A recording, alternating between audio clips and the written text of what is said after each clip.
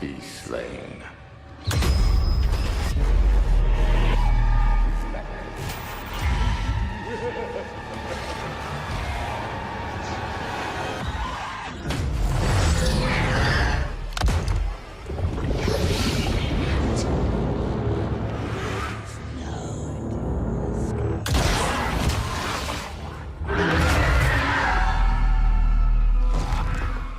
Minds will bend.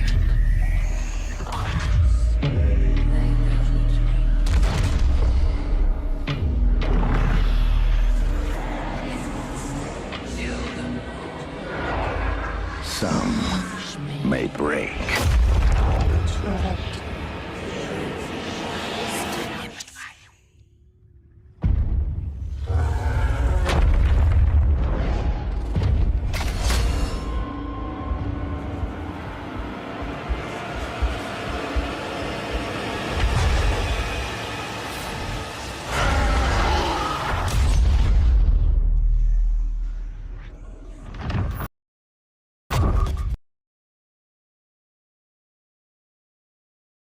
All right, welcome everybody to another episode of the Dungeon Crows. I'm your host and Dungeon Master for the evening, Dr. Crow, and joining me are my good friends, the Dungeon Crows. Please shout out if you can see this, because this is the fourth time I'm having to set this up. Hey. Hello. Hello. Hope you're all doing Evening, well. everyone. Jesus, I'm having nothing but issues today. Issues, because I keep making new streams instead of syncing to the stream I pre-set up. And now we're running like 24 minutes late. Anyway, It wouldn't be a crow stream without technical difficulties. I would like it to be a crow stream without technical difficulties for once. I would like to be able to just play. It's okay. We still love you. Yeah, we do. First message I got to see is Richard Rodriguez. Hopefully it will work properly, and not that he can see the stream. So I have no idea if they actually are seeing and just wishing me well. Yeah, he says now we can. Okay, excellent, good. Yeah. Anyway, joining me are my friends, starting with Hex Harper playing Milo, the Halfling Rogue. Hey, lovely day for everybody. Neff Champion playing Maggie, the Dwarf Ranger. Good evening, everyone. Nick Brown playing Tristan, the Half-Elf Barbarian. Hello. Hope you're all doing well. Zarek playing the Tabaxi Summoner, played by Amishman. Cavoke. Whatever. Hello. And Miss Saren playing Mira, the Half-Drow Cleric. Hi, everyone. In our last very exciting episode, you all were made prisoners of the Drow.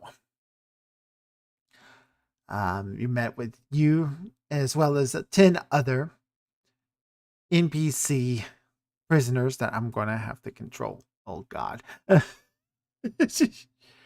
You made a very daring escape and managed to get out of, I'm going to butcher the name, Velkenveld,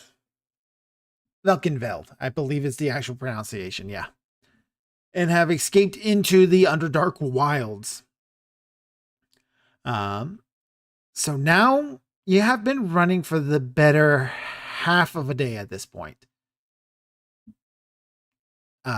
Basically, you ran as far as you guys could get before you finally felt you might as well be far enough safe and took a rest. So this is going to be your first full day of traveling in the Underdark with minimal supplies, minimal gear, and nothing but your wits and your bravo to support you along the way. Okay. Bravo. So, What's your first order of business? What are you going to do? And we do understand that those creatures were from like the Nine Hells or whatever. They're What, from right? the abyss.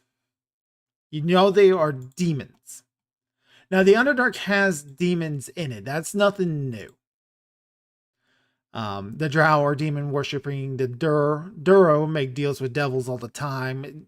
Evil wizards make their escape down here often. So that's nothing new okay. to have these things be around. Where did we decide we were going? Real The quick. little like that's where we can keep the most amount of people together. What? I remember that correctly. The Drow wanted to go one area. The Myconid wanted to go another area, and then I forget the other crew wanted to go another direction. I can read you a quick thing off about where everybody wants to go. Upido, the Dodero, Mhm. he knows how to reach Gracklestug from the southern route, but you guys went west. But he can also find Okay. Gracklestug from the Dark Lake. And he is urging you to go to Gracklestug to acquire better equipment and out of a desire to return to his own people. Okay. Durandil, Yeah. the Quackoth, he's not very useful, but he will gladly accompany you wherever you go as long as you eventually go to the surface world. Eldith is Eldith, and so are you, Maggie, are unfamiliar with this region of the Underdark. This is not a place that you frequent on your routes and patrols. Okay. So long as Eldith is with you, however, you get a +5 bonus to survival checks. Oh, cool. Yep. Thank you for that. All right. Jim Jar, he can guide the party to Blingdenstone from the northern route, but everybody vetoed that immediately because in order to get to Blingdenstone from the north, you have to go past Minzo Baranzan, which is the city of the Drow. So it was deemed too risky, and you guys went west instead. Mhm. Although Jim Jar still says that Blingdenstone is your best chance on getting to the surface, because unlike the Durgar, the deep gnomes, the Snare Feblin, are not evil. And are actually more willing to do work with the surface world without so much of the draconian rules of the Durgar. Ront, Okay. Ront the Orc, he's unfamiliar with the Underdark, can't navigate and can't help. What he can do is that he can make spears. So long as you are able to get him equipment. He's also an Orc member of the Thousand Arrow clan, which is a notorious massive Orc band. So as long as you are willing to get to the surface, he's going to pretty much go with you wherever you can. Because he views you as his best chance of getting back to his tribe. Makes sense. Sereth, the Drow who was imprisoned with you guys, who was caught murdering. I always got to point out the wording of that is very specific. He's the best. It wasn't that he killed; he was that guy. He was caught. Yeah. He is the best guide of the group. He's actually very familiar with this region of the Underdark and can lead you to anywhere you want to go. He is not very set on going to Minzo Baranzan because he is outcast. And if he shows up there, it's pretty much he's good as dead. Yeah, makes sense. Something that is very surprising and very much against his nature of the Drow is that he is taking a liking to Stool. The small little Myconid. And cool. he's agreeing with Stool that they can find the best sanctuary in the Midnight Grove. The only problem is finding it. Of course. Stool himself cannot navigate. He doesn't know much. He's just a child. Yeah. Topsy and Turvy know how to get to Blingdenstone as well, but unlike Jim Jar, they're not as eager to go back. No elaboration as to why. I'm getting the feeling that something went down. Yep. And the one you all agree to because it was the closest location was Shushar, the Awakens, offered to take you to the Dark Lake, and from there, Sludulup, to acquire boats to navigate the Dark Lake. You all did agree to go to Sludulup. Sloobludop. And that is an 8-day journey. Because the other two were like 26 and 30 or something like that. Yep. Grackles, Yeah. the other place closest to you is Minzo Baranzan, which is 26 days away. So it's like, yeah, no. Yeah, so no, that in obvious reason, no. And then the closest other place with Gracklestuck was 28. Yeah. But Gracklestuck would only be 20 days away from Sludeboop. So you guys can basically stop there, get better equipment, get some boats, and travel to Dark Lake. Yes. Also would like to point out that Ilvara, the priestess, did scream that she was going to come after you. Don't have enough Twinkies to reach the other places safely. Yeah, no, we don't. Nope. So this is how we're going to go down. Every day we will make a travel check. So let's see here. You can move at 3 different paces: fast, normal, and slow. Moving at a fast pace. Let's see here. So the dates I gave you, the 8 days I gave you, is assuming you travel at a normal pace with no complications. And without stopping, for other than time spent resting. For fast pace, the travel is reduced by 1/3, and for slow pace, it's increased by 1/3. I don't know what 1/3 is of 8. So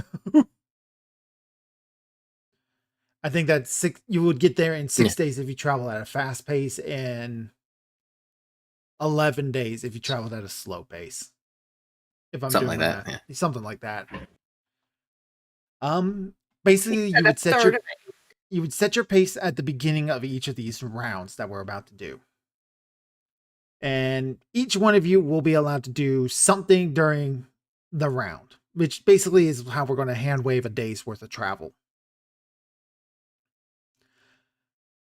Okay. And so, like, those things could be, we can try to forage for food. We can try to forage for food, try to make weapons, improve relationships with the NPCs, or anything else you guys can actually think of. We'll see how you guys can do it. All right. Okay. All right. So we're going to go down the list. Just how it is from the table for me. Milo, what will be your task for the day? Let's see. What are all my skills again? While he's doing that, everybody take a look at your skills and think about what you want to do. Let's see. I guess when my task for the day would be helping hide the camp whenever we stop to rest. Helping to hide the camp when you stop to rest. So even like when you like stop to take like 30-minute breaks every now and then to just like rest your feet, Like because cover. Yeah. Covering covering your tracks. Yeah, erase tracks and everything, and just try to hide. All right. So let's see. Probably should look at skills. So you can either make that as that would definitely be probably a survival check to try to hide campsites. I was thinking possibly stealth. I'm checking stuff right now. Stealth would be behind more other trying to get things. around like more dangerous creatures. Stealth Okay. check is opposed to perception check of anyone who might notice you. Can move up to half your normal speed using stealth, no penalty. Moving speed. If people are observing you. Is Yeah, there if like you're a wanting can- to scout ahead, that would definitely be a stealth check. Okay, and then I'll just change it to that. Scouting ahead. I can't wait until level 2 so I can actually stealth at full speed. I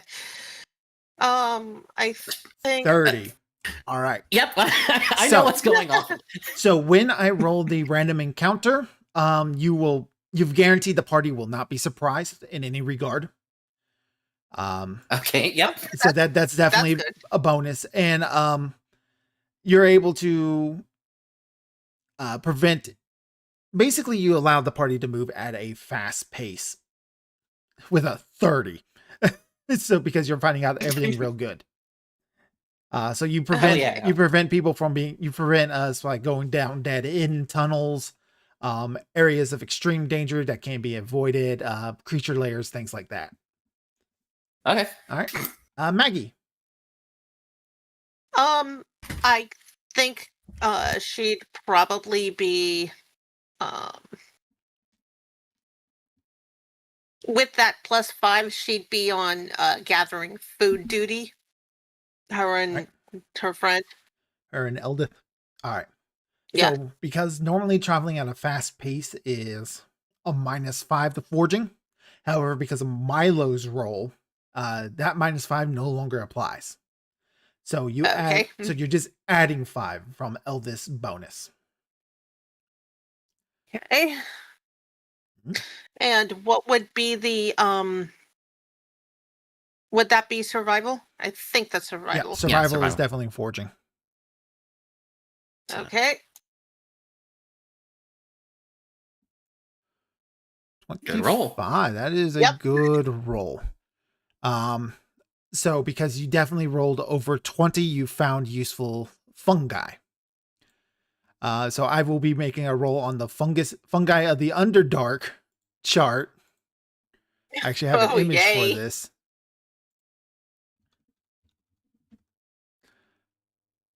So some art for you. Just to kind of like set a little bit of a mood of what the Underdark looks like. Mm-hmm. So basically this gives a free roll on this table. And so that it will provide you with some extra stuff. You found some Tim mask. Tim mask, also known as the Devil's Mushroom. A Tim mask is a 2-foot tall toadstool with orange and red stripes across his beige cap. Mhm. Uprooting or destroying a Tim mask causes it to dispel at a 15-foot radius, closing poisonous spore.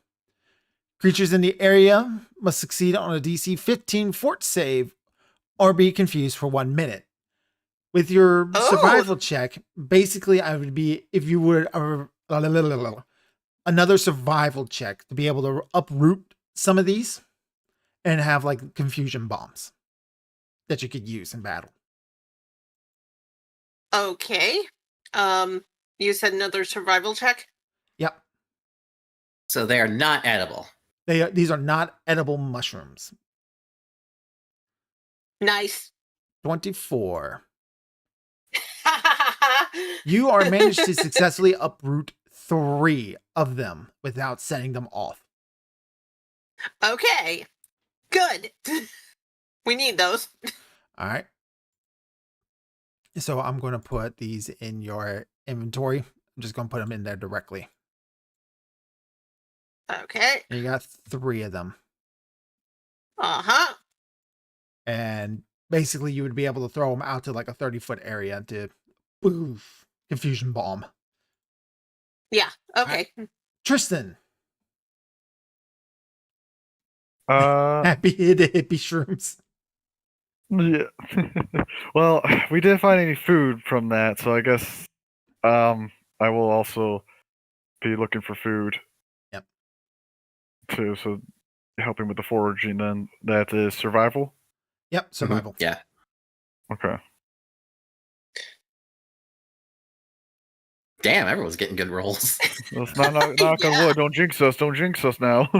Knock on wood.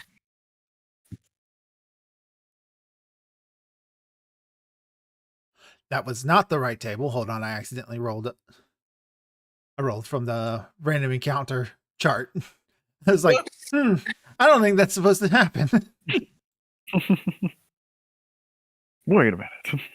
You went looking for mushrooms and you found Tiamat. Yeah. Oops. Yeah, you wanna be friends? Congratulations, you found what is called a barrel stalk. A barrel stalk is a large cast-shaped fungus that can be tapped and drained of fresh water stored within it. A single barrel stack contains 1d4 plus 4 gallons of water and yields 1d6 plus 4 pounds of food. Bravo. Yay! Yep. So Yeah, you, we definitely do that. yep, because you have no water. You have no water. Yeah. Well, I mean, we have create water as a cantrip. but- Yep. So We have you, a container for more of it. Yep, you managed Yeah. to tap 1d4 plus 4, so that's 6 gallons of water. And 5 pounds of food, which basically a medium-sized creature needs a pound of food a day. So that will be Okay. It helps keep you from tapping into everybody's rations. Do you want to put that in the For a party third of us. Yeah. Yeah, do you want to put that in the party sheet so that way we just have notes of our ration stuff? So and I think people need a gallon of water a day, if I'm remembering that. Well, Think that's it? realistically that is technically the healthy amount you're supposed to drink, but realistic, who drinks a gallon of water every day? Well, I mean, you guys are also don't have access to soda, so Yeah. what should I just say? So Soda doesn't have water. Soda makes you more dehydrated. 5 food by pound. I mean, kind of. It does Yeah. have enough water in it that it hydrates you more than it dehydrates you, but it's the sugar that's Yeah. real bad for you. So 6 gallons of water. 6 gallons of water, 5 pounds of food. So once those rations are gone or whatever, you can start tapping into the food. All right, Yeah. Zarek. Being that my stealth is pretty high, and also I've got dark vision and stuff like that, being a catfolk, I think being the scout would be a good idea. And also, I'm nimble for a catfolk, though All right. being being constantly ahead. Milo has already done scouting. Oh, okay. That's big. So I'm not sure what I would be able to do if we had 2 scouts up ahead.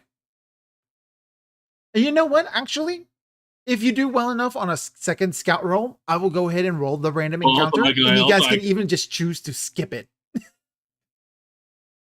Okay. Well, another thing I got is I can essentially be 100 feet away from the party, Mm-hmm. and I can relay back to my little special buddy if I want to summon him. Oh, so you you're thinking rear guard or something like that, or Well, basically, my buddy can stay with the party, and I can use my life link to basically communicate with him, and he'll basically talk to the party because he can speak common. all right, actually, yeah, he can scout from further ahead, basically. And I can basically be 100 feet away from the party. okay. Well, what I said still applies. Is it? This would just be more Okay. flavoring of what you could do for everybody else. All right. Like that's more just how you use your skills to achieve this. Milo basically turned himself invisible. He rolled a 30. All right. But All right, like so I the said, first if thing you- you'll see is Oh, Yeah, the rear go ahead. guard's not a bad idea though, like you were saying. Yeah. Especially since we have people after us. oh yeah, if we can do that, I can do that then. Because the drow are capable of catching up with you. You guys do too bad. So first thing you'll see is Eric, and he will, because he needs a minute. Basically, and you see like a rune start to appear on Zarek's forehead, and he'll warn you like, don't be too alarmed about my friend who's about to appear. And you guys see basically a medium-sized demonoid creature appear. He's about as big as Zarek is, and he's got horns. He's got clawed hands. He's about his height and everything like that. This is my little friend, Erios. He just looks at you, and he basically looks at you all. He looks at you because he speaks common. He goes, "Hello." What's up? Hello. Hello. You call him little? You said he's a medium-sized creature. I he doesn't even though he's did like a mocking, but yeah, a little bit, but he's a medium sized. He's basically as big as Zarek is. He's human. He's basically the size of a human. He is bigger than almost half of the characters then, because Milo and Maggie are Milo's small. Maggie's a dwarf. He's essentially Lupito human. He's is essentially the size of a technically a human. dwarf. Eldith is a dwarf. Jimjar, Topsy, and Turvy are all gnomes.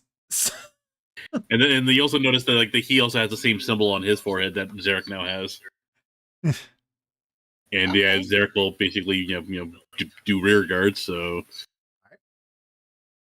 I think if I remember correctly, I don't think it's material components to do it.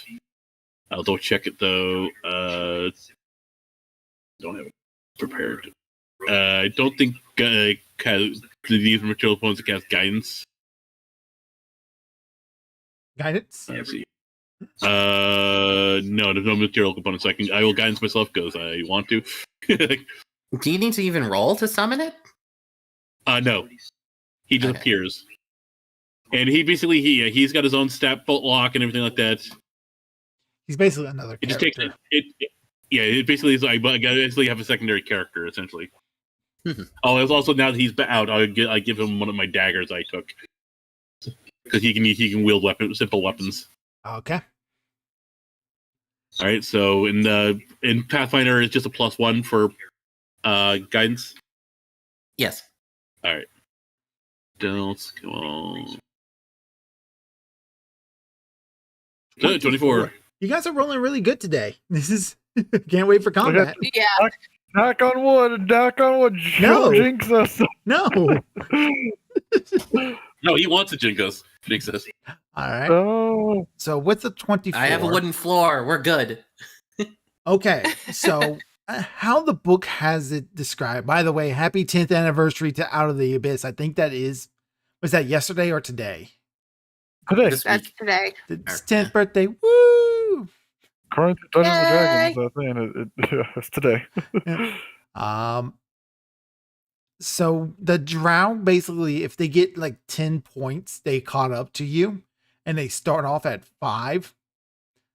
I'm going to have that rule that Zarek is able to hide your trail well enough and basically harass them from a distance. And basically they have their own scouts coming after you and trying to scout the way. You're able to send them down areas that would be inconvenient. So instead of gaining a point today, they gain no points from basic travel. Oh, cool. Nice. All right. And that leaves Mira. I mean, yeah, if need, because I mean, we do still need more food and water, right? We've got like 2.5 days of food. How much water was that? It was 6 We've got- gallons. yeah. You've got create water, so we're Yeah, pretty that's what much I'm good on saying. that. Like, do I need to spend a day creating water, or because that would just be like an as we're going thing, right? Yeah, pretty much. So I'd probably, I guess, look for more food. Can I use my herbalism yet, or do I have to wait till I have unlocked profession to roll that as a skill? I double checked in terms of actually crafting potions. You would need craft alchemy, not profession.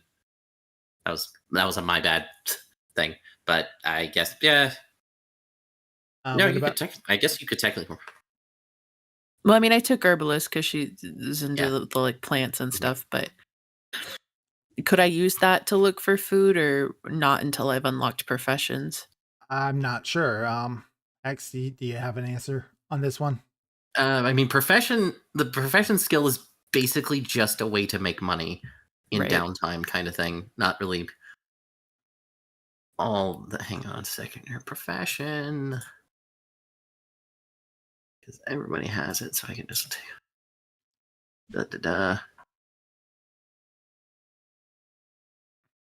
Yeah, like a single check is like a week's worth of work. Basic trying to think. So profession Yeah, is like it's all it's talking about is just making money. That's all it is. so profession is for doing So I a can't job. use the herbalism for like looking at mushrooms. Okay, Yeah, it's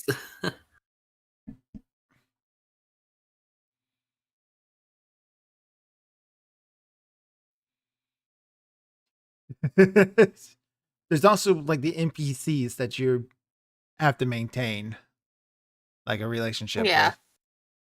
with. Yeah. that's yeah, she would probably try to befriend the orc. Actually, especially she'd be like, "So about that spear." All right. Um, there's a. I forgot about setting up the calendar.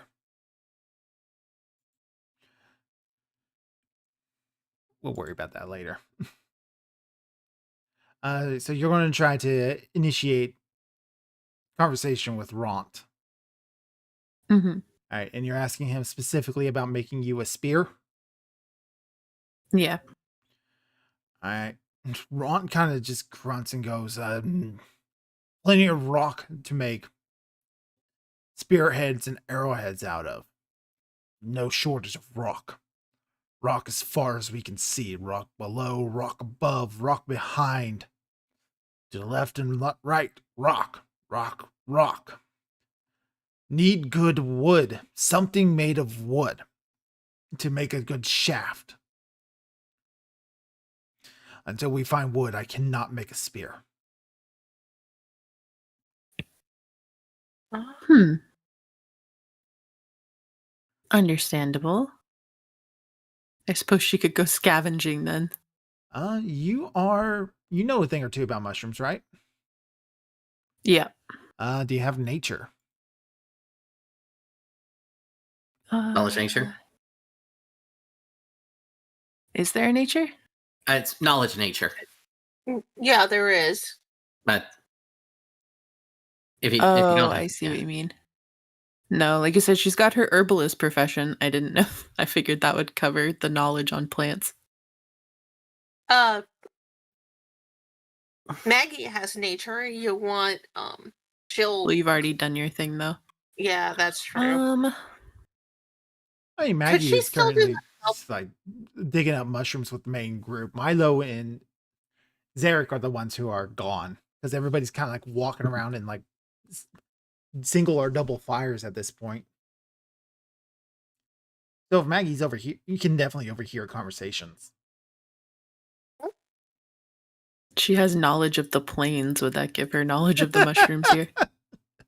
No, a little too vague.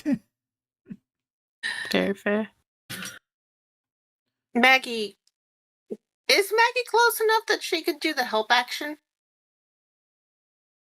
Or just I don't know if the help. She just doesn't have knowledge plants is the thing. I would have taken it, but I didn't know it was a Maggie thing. does. I know. I Maggie can understand. take the Is- role if she wants to chime in. Mm. I'm giving you all a chance to roleplay here. Please take it. Yeah. So what do you need? A nature roll. Like, but Specifically- she's asking. She's talking. I know she's talking to me. Yeah.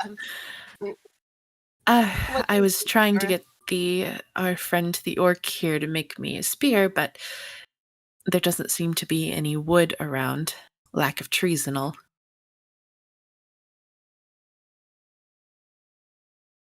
Your Let role me- would be for a substitute. Yeah. Okay. 12. 12. I'm not sure how that will work though. You're experienced enough with the Underdark. You make raids down here all the time. And you're a dwarf. This is what you were born to do. A 12 is a good enough roll for you. Okay. You know about a massive mushroom called Zerka wood. Zerka wood is a massive mushroom that can reach a height of 30 to 40 feet. Its large grain-like spores are edible and nutritionally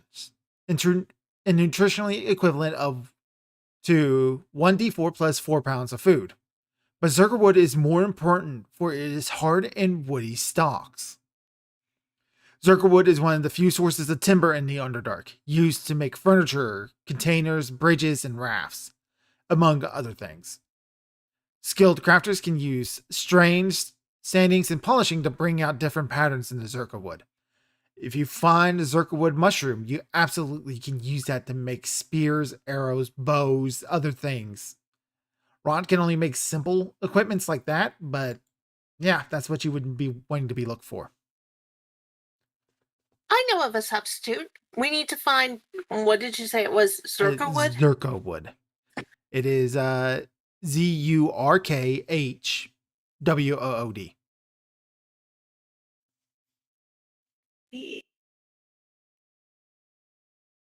Okay. Zurwah, you said? Zurkh. KH. Yep, wood. Zerkwood. Zerka wood. Zerkwood, probably.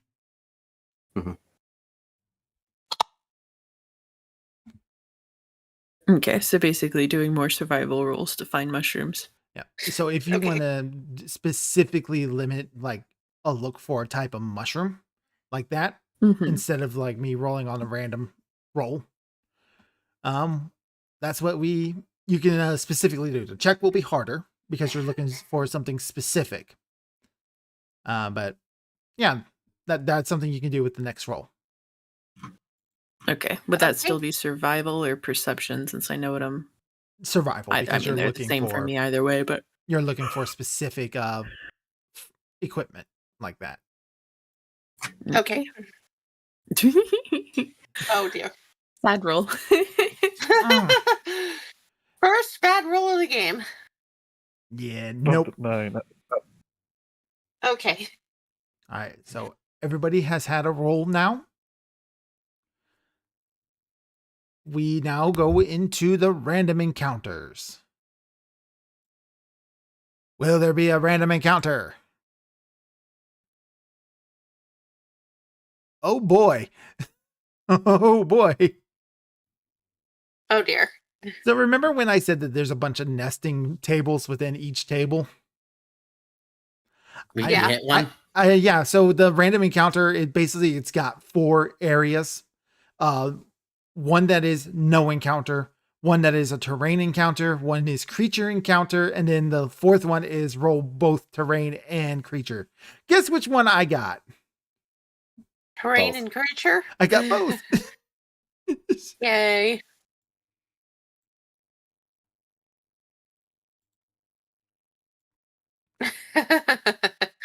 Oh, this could be interesting. The fuck is this thing? I forget. Oh. Oh no. I'm glad I found it. Yes, you did. So good news, Milo. You stumble Uh-huh. across shelter. Okay. The party stumbles upon a cave that is sheltered and easily defended. If the characters camp here, they can finish a long rest without any chance of an encounter while they are resting. Yay. But But it's occupied. okay. By what? Did I put this thing?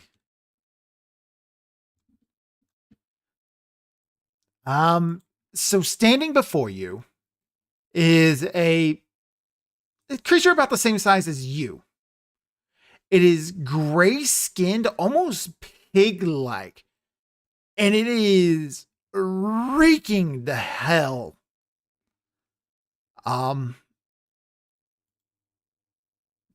This creature's bloated frame shudders with each heaving step, Yet, despite its shape, the thing moves with surprising quickness.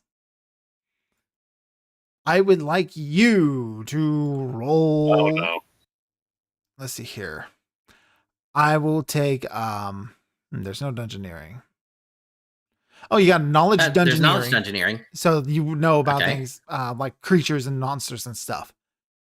Okay, I have knowledge engineering. Yep.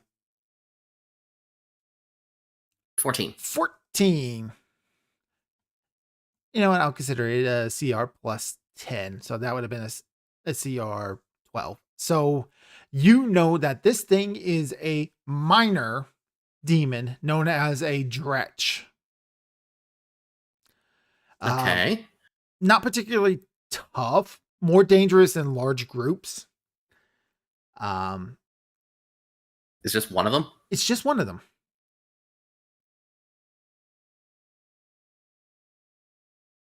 Aha. How far away am I from the rest of the party?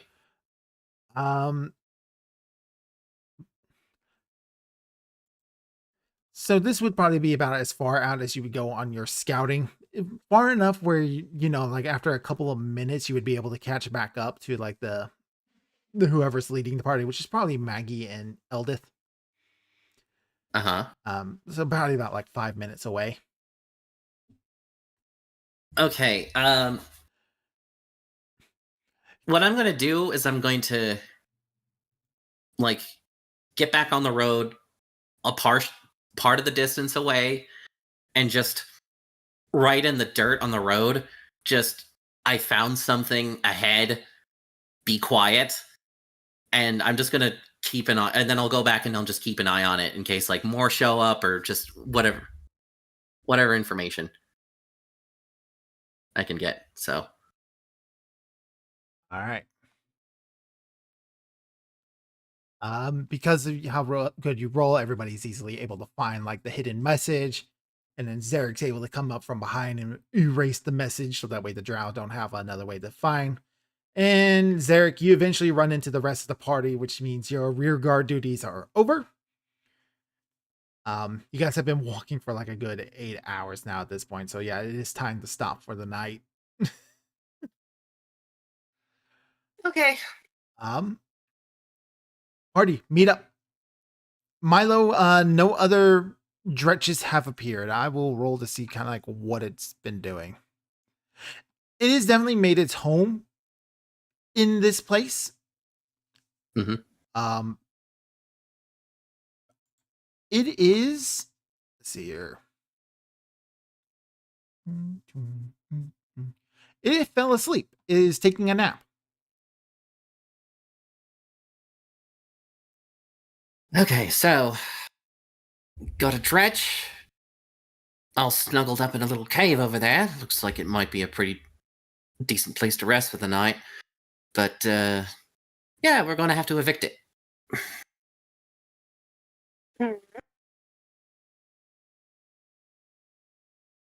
Okay. What does the NPCs say? How do they react to this? Bupido and I got my big list here, so that way I have them. Bupido, he's okay with killing the thing, especially while it's sleeping. Prince Darendel, comments that it feels a little underhanded, but it's a demon, so he's not. It's a demon. Ildith, all for killing a demon, because demon. Jim Jar is good for killing a demon, especially if it gives shelter. Ront's good with it. Sherith is good with it. Shasharm, he is a pacifist. He will not partake in any violence. But he's the one who has the most to say about not doing it, but at the same time, he's recognizing the fact that this is a demon. So there's no more. And it's only one of them. It's only one of them. The problem is, he points out, because he's got a little bit of religious knowledge, is that demons tend to attract more demons. So the sooner you get rid of one demon, the better the world is overall. Yep. So Stool is afraid because he's a child, and Topsy and Turvy are for killing the demon for safety. Okay. Of all of them, everybody's pretty much okay with it. Shushar has the passive is bent on it. Stool's more afraid. Bupito is what you would call a little overeager. Yeah. Okay. Yeah, that makes sense. Let's I'm see. going to go ahead, set a grid. I'm going to share one with you. We're not going to use this whole map because these are kind of like generic fighting maps. And it's only going to be Yeah. a quick.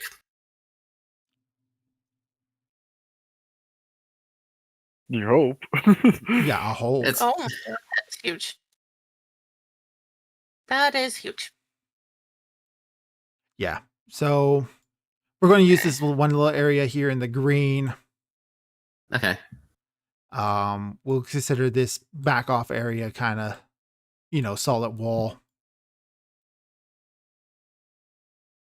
And so you guys will come from the southern part of this map into it there. Okay. I will throw the Okay. glitch out there. Now, just so everybody knows, I'm using the 5th edition art for tokens. Fine. Yeah, that's fine. That's fine. Because, I'm taking this from a 5th edition book. All the art's right there for me. Yeah, there's no reason to go digging for Pathfinder art when there's art. And at the Yeah, same it's time, just- I'm kind of like pulling back from showing big images of all the creatures unless it's like a named NPC that I have art available for. Because I kind of want to let you guys think about what the creatures look like more. The game is supposed to have a horror bent to it, so this will let your imaginations run a little wild based off the descriptions I give you. Okay. All right. Set up your combat order, please. Kind of like down. Somewhere kind of like down here in the southern tunnel.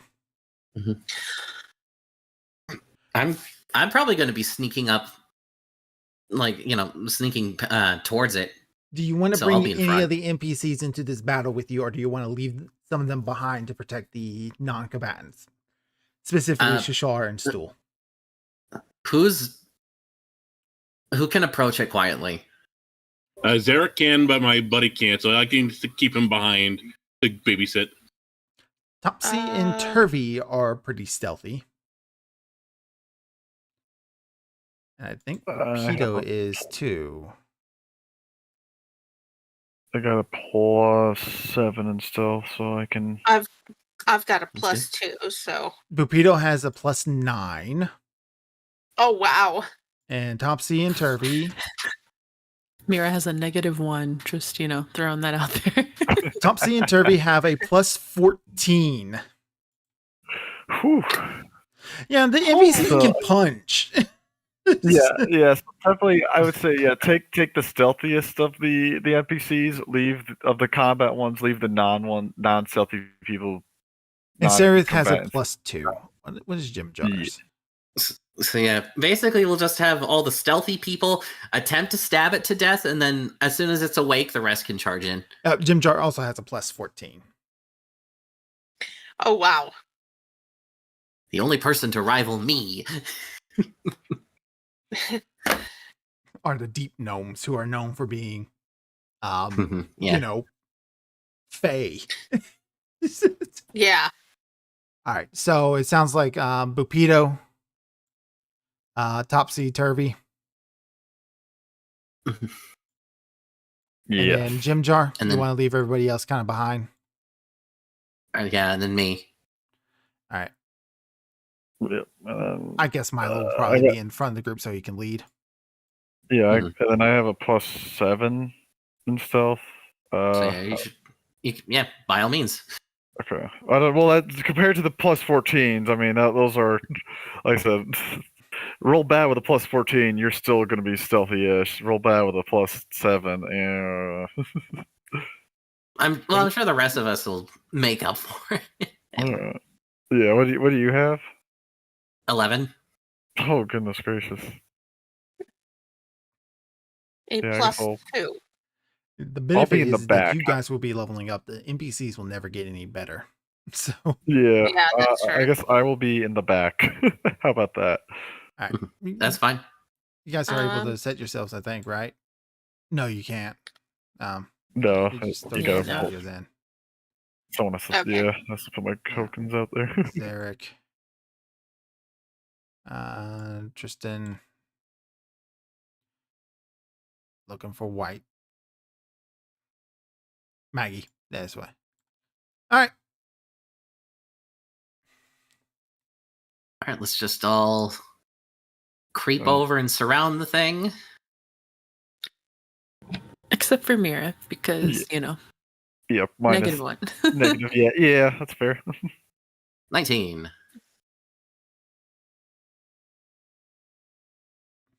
Good roll. Yeah. Uh, 11. She will, though, before they. Well, we were thinking like all the stealthy people go first, and Huh? as soon as it wakes up, everyone else goes. Well, we had So- better, more better than worse ones. So that's good. Hey, okay. So I think they could carry the bad ones. 20. I was just thinking she might cast 26. Shield of Faith on whoever was going first. 6 and 22 from Topsy and Turvy and then Jim Jar. Oh, I don't have the component. Never mind. God damn it. Oh, jeez. I just Jim rolled Jar. Jim Jar, whoa, Jim Jar. whoa. Jim Jar leans over to Tristan. Leans over to Milo. Hey, I bet you 10 gold. Now I'm going to be able to sneak up right behind it and whisper in its ear. And then off he goes. Okay. All right. So I just got a Meh. nat 20 for stealth. Oh my god. I will roll its perception. Let's see here. It has only a +5 to perception. And it's going to get some minuses because it's currently asleep. So everybody's good. Hooray! Yay. Just all surround it.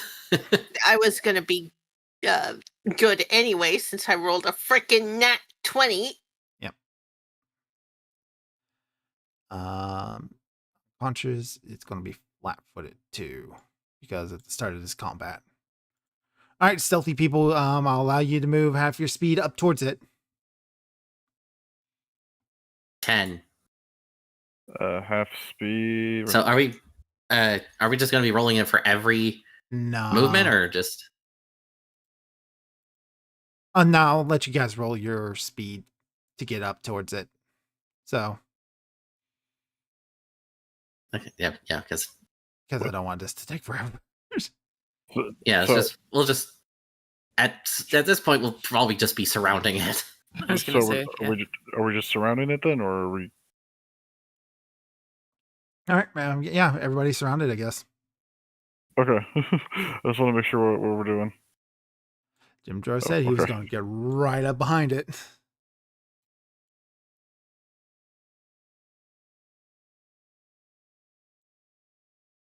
Feel like the people from the Nazgul.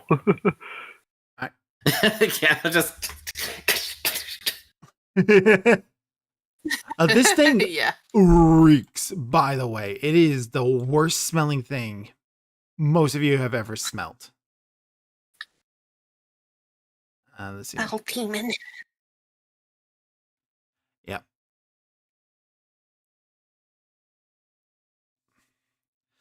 and everyone next to it is flanking it, so we get we get plus Yeah. 2 bonuses. Flank. All right, we had rolled initiative. Milo, you kick off the initiative.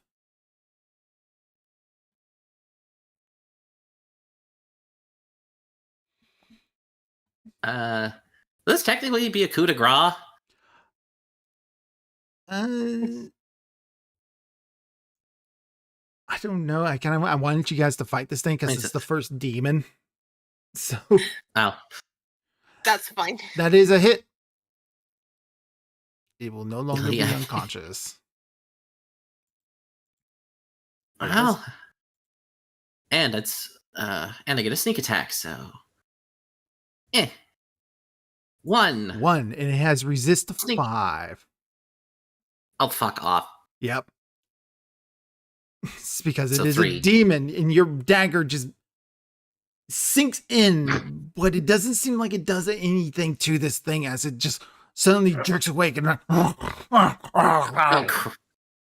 Oh crap! Start stabbing it now, everybody. Mira. Oh, okay. I thought everyone up there was getting a surprise round first. Oh, surprise rounds I'm first. confuzzled. Well, yeah, is this a surprise? So yeah, everyone just start stabbing it. Zarek. All right, just take the dagger and stab.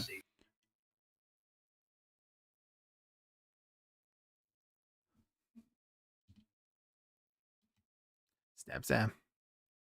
That is a hit. You woke up the demon bacon. Resists your 4. blow.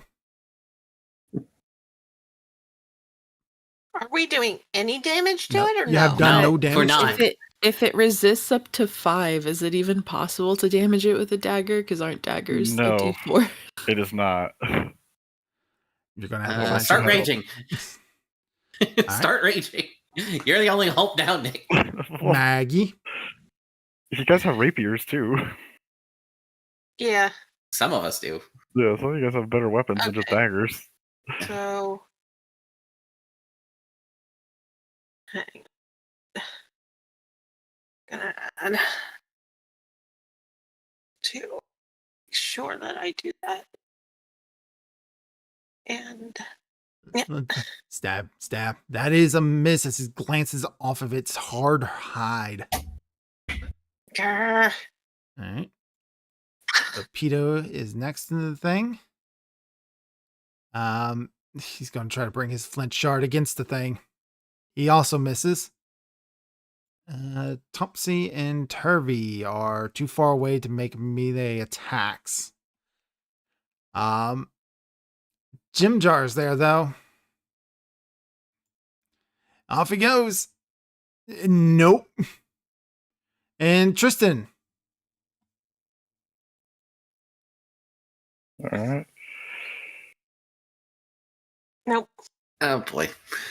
God damn Yep. it. Okay, so now that would be the surprise. And you are round adding again. +2 to flank, right? Since you guys, everyone was. Oh flanking. yeah, I forgot about that. Right. I did. I did not, but So the 11 would be. It might have changed Maggie's. Yeah. I mean, made sure to put in the +2. Oh, okay, Yeah, never mind. you put up, I did not. Mine would be a 13, but that's No, still 13. yeah, I mean, I Teams. rolled a 9, and it was still technically a hit. It also, the thing has And an it's AC still, of 14. Yeah. All right. And we're back up to the top. Milo. Like, just now your Yeah, sneak yeah. attack Just technically keep happens at stabbing. the same time as your regular damage, right? So we will Yeah. we will need to just make sure Yeah. we fix that for that. yeah, just at just keep fucking going. Nope. No. All right. Mira, Okay, your spellcasting might be the only thing that can hurt this thing. I'm not gonna lie. Hell, ex- get your little buddy in here except too. I think the only thing she has that does damage right now, like the only thing prepared is touch. Well, isn't there something that the clerics can do where they just like choose to do harm? I mean, if you were an evil cleric, you could just convert one of your spells to an inflict. But you're a good one, She is not. so Damn it, I should have been Yeah, evil. so I don't think okay. I don't think she can do anything then because all she can do is lob a dagger Heals it without is. being somebody might have to like back off so she can get in because without I've got a touch damage spell. All right. how well does the Eidolon attack things? How long's the what? How well does the Eidolon attack things? Like, Well, I mean, he's back with the people babysitting the other people. oh well. So what does exactly a ranged touch mean? That's basically a touch you're- attack, but at range. So there's other ACs, like one of them is called touch. Usually you just need Yeah. to touch the creature. So if it's something that doesn't wear armor, it's usually easier to hit because you can bypass things like size and So would I be penalized if I try to do a ranged touch in melee? I think you'd yes, probably provoke. All right, then, Mira, you can have my spot then. I'll be here behind Topsy and Turvy, because, and I'm gonna try. I'm gonna provoke moving for out him, of but he's still. yeah, that's a provokes an Yeah, attack of you opportunity. definitely if you do provoke. that. Yeah, he's you prone can though, right? move, You can move here with a 5-foot step as an action, I think. Oh, okay, Or yeah, as your move action, you can do that. but I still have my action, right? Yes. Yeah. You still Okay. have your standard action. All right, so I'm gonna try acid on him. Acid splash. All right. I think that only does a D3. It hits. See if acid does anything. Nope, does nothing to him. Nope. He has resist 10 acid. Okay, so acid's out. Okay. Uh, Mm, All right. Maggie. Maggie is gonna try with the. Let's see. She's still got flanking, so 2. And she's gonna try the. God damn it. She is gonna try the rapier again. Yeah. Hey. Yay! Critical threat. No, that's not Yay. confirmed. Yeah. Okay. Crit's not confirmed, however, so but No. it is a hit. Yeah. Yay! Yay! You did it You for did one 1 point of day. damage to him. Finally. Finally. Good lord. Okay. And that's gonna be her turn. All right. Pedo. He's gonna try one more time. He misses. Nope. He's gonna 5-foot step away. Topsy.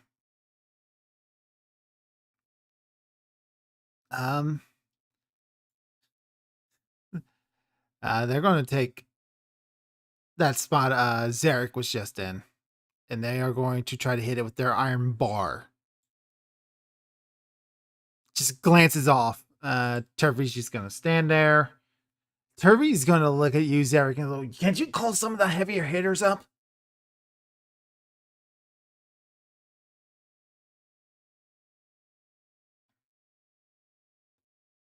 Uh-oh, nobody's responding to me. I didn't crash, did I?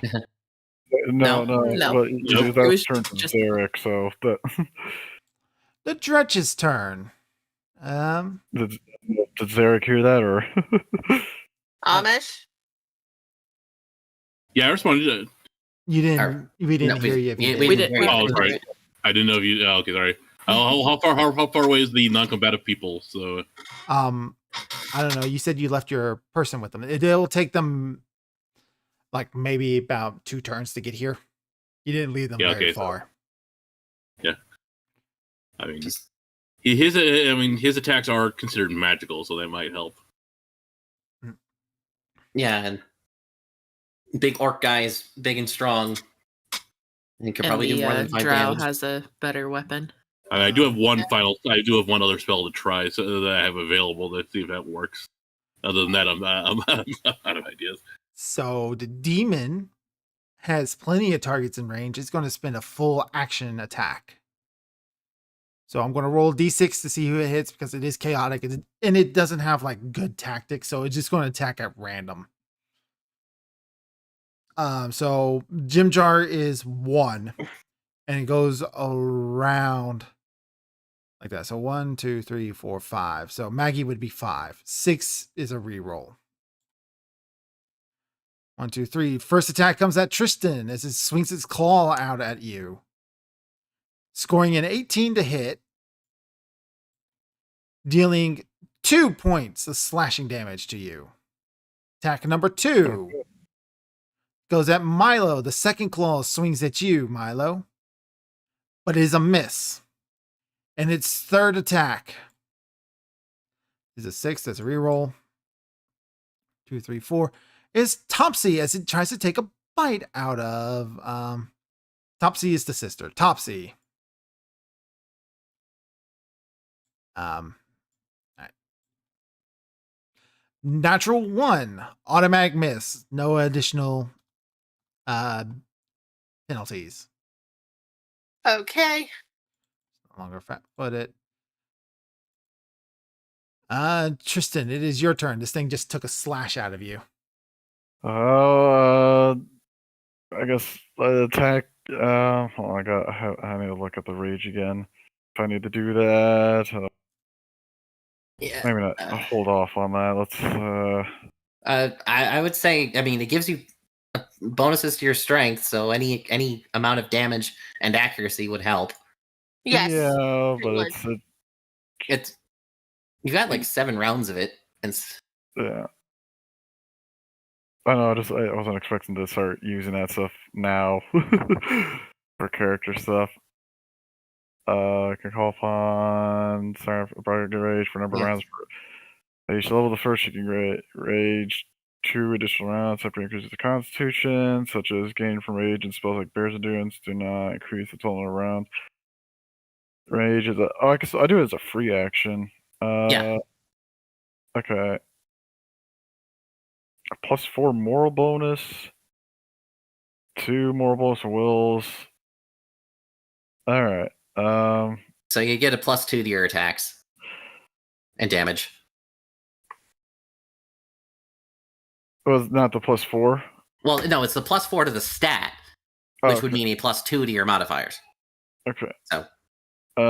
Is there? How do you enact rage on Pathfinder? Is there a thing to click on, or I don't. You wouldn't. In terms of programming it in, I wouldn't know. I wouldn't know either. You're just gonna have to have like something that says rage for your things. We'll Okay, just so add in extra damage when we can. Gotcha. All right, we'll So just do it the old-fashioned way. Yeah, So do it okay, we old-fashioned. have. Just Gotcha. add an extra. Yep. Just add 2 to whatever. Yep. All right. So 2. All right. It grants the barbarian 2 hit points per hit dice, but disappears when the rage ends. So 2 points per hit dice. So what temporary ones would that be then? Would that just be? Yeah, just put it temporary in would be temp, fine. So you get 2 hit points. Yep, 2 hit points per Which temp. is Okay. 2 hit points is a lot at early levels like this. Yes, and then okay, you said it's an additional 2 for attack Yeah, and your damage. and Since for damage too. Since you're using strength to hit. And you can just put Okay. those in the modifier. So Yep. So +2 to try and hit. All right. The rapier, 22 is a hit. Good hit. and then +2 for damage. All right. Yeah. Yeah. So Alright. it takes half that damage, which is still 5 points of damage. So it's a good hit. Yeah, and then I just gotta Yeah. make sure that no additional attacks or anything like that. Nope, just the one for now. Just the one. Okay, for now. Okay. All Alright. Milo, it is your turn again. Okay, I'm just gonna keep stabbing at it and hope I roll high. Keep Don't stabbing. forget the +2. I forgot it, but don't matter. Got Yeah. the hit. Okay, and I'm still flanking. Do So more here's than the- 5. Okay, 3. 4. Fuck! God damn it! You keep hitting vital areas, but for some reason, like your knife just glances off the unnatural. Like you stab it Curse in my before stubby arms. Could you not before use you the get in, you rapier? like hit a bone that shouldn't be Well, there. Or Like it would. I just didn't bother with it because it'd be a 2-handed weapon for me since none of them are sized for small creatures. Okay. Mira. Hit it and kill Okay. it. Yeah, she'll move up here. Face it. Let's see. It gets to try to make a save. It failed. Hooray! Mess it up. Pick it up. I will. Oh, God damn it. Oh, what is this damage? One. Two. Did 2 points of damage. Oh, Guys, are you ready to hear some good news? something Yeah. more. Is that half It's his his hit turn. points? Oh, Yeah, thanks to yay. Nick. And you guys, you got it down. But now, what's the bad news? No, it's like, okay, it was one. Maybe I wasn't sure if there was a second one after that. It was just you. It was mainly just you. Zarek, it is your turn. Someone got hit. Just reading this spell, I just want to make sure I got this correctly. So, a ray basically will target all creatures in the array, correct? What spell is this? No, a A ray line of would be exhaustion. all creatures in the line. A Ray ray is a array is just a ray is an individual target. Okay, good. Then I will try that then, because he's within Good idea. range of that. Because the 25 foot, and yeah, he has a free action. He's just gonna yell, "Aeolus, double time it!" So he's basically gonna start dashing towards the fight. Wait, why is that a cone? It would be just the. Oh, Just- I thought That's individual. In any case, I'm Hold pretty up. sure he's within 10. He's within 10 feet of you, so. he's within close 25 feet. So yeah, so he's gonna make a fort save. Fort save. He succeeds. All right. Well, here's the good news and the bad news. He's not. Let's see here. Yeah, it's a single target. Yeah. Okay. Yeah. So- Shoot a ray off over Thompson's He's not. head. He's not exhausted, so that's good. But he is fatigued. You? The No, monster. he's fatigued. Oh, he's getting hit with the fatigue. Yeah. So like, if he fails, he gets exhausted. He gets one level of exhaustion. But if he fails, he succeeded. He gets fatigued. Pathfinder. I don't think exhaustion is under levels. It's just a one condition. Is it? Let me check. Subject is immediately exhausted with a spell duration. A successful fortitude Yeah. save means the creature is only fatigued. Yeah. So yeah, but I'm talking about like I don't think there's levels of exhaustion. I think. Oh it's yeah, just- yeah. I forgot. Yeah, it's A Pathfinder. fatigue character can neither run nor charge and takes a -2 penalty to strength and dexterity. Ooh. His attacks are strength based, so you made him a little weaker.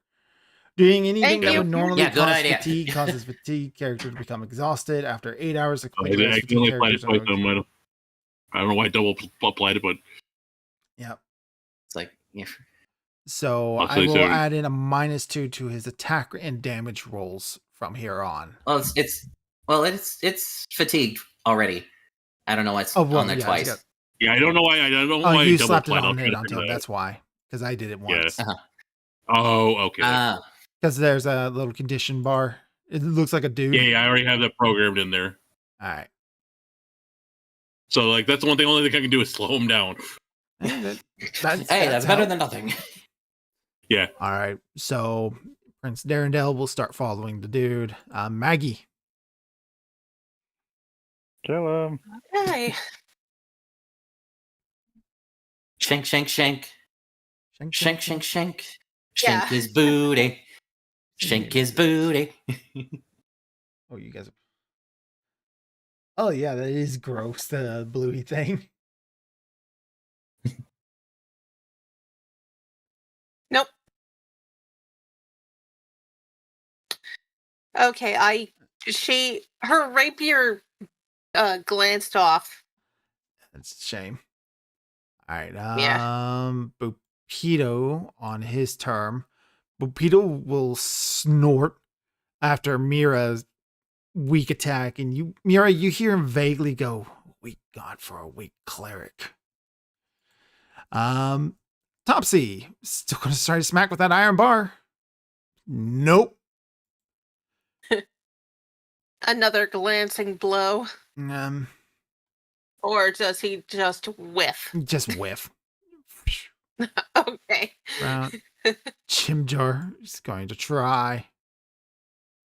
Gets a hit. See if he can do it. No, it's max damage. So Chimjar stabs in there. And he's like, "Well, it looks like I lost that bet, Milo." Dretch's turn. Another full round. This time he got a full 6. One going for Jim Jar. That's a hit on Jim Jar. Dealing 4 wounds of damage to him. Second attack. Oh, he's targeting Jim Jar.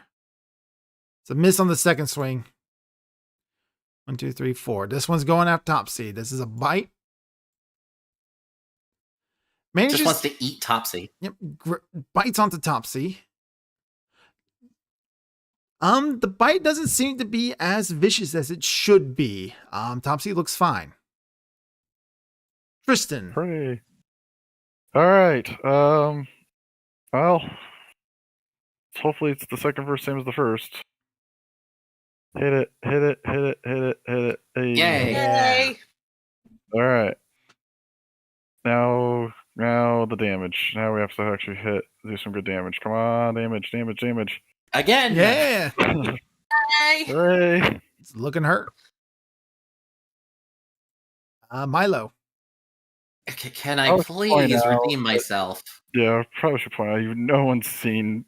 He hasn't spoken a word to anyone yet. Tristan has. And Oh, he's now all of a sudden, Not He's, even he's just screaming silently range. getting very frustrated and just. he's very veins on his neck are showing, and he's a very much different. Instead of like the sheep is looking at like everyone's boots and things like that, he's now like glaring and staring and all that stuff. Oh, Oh. as long as I don't roll a 1, I heard it. 2.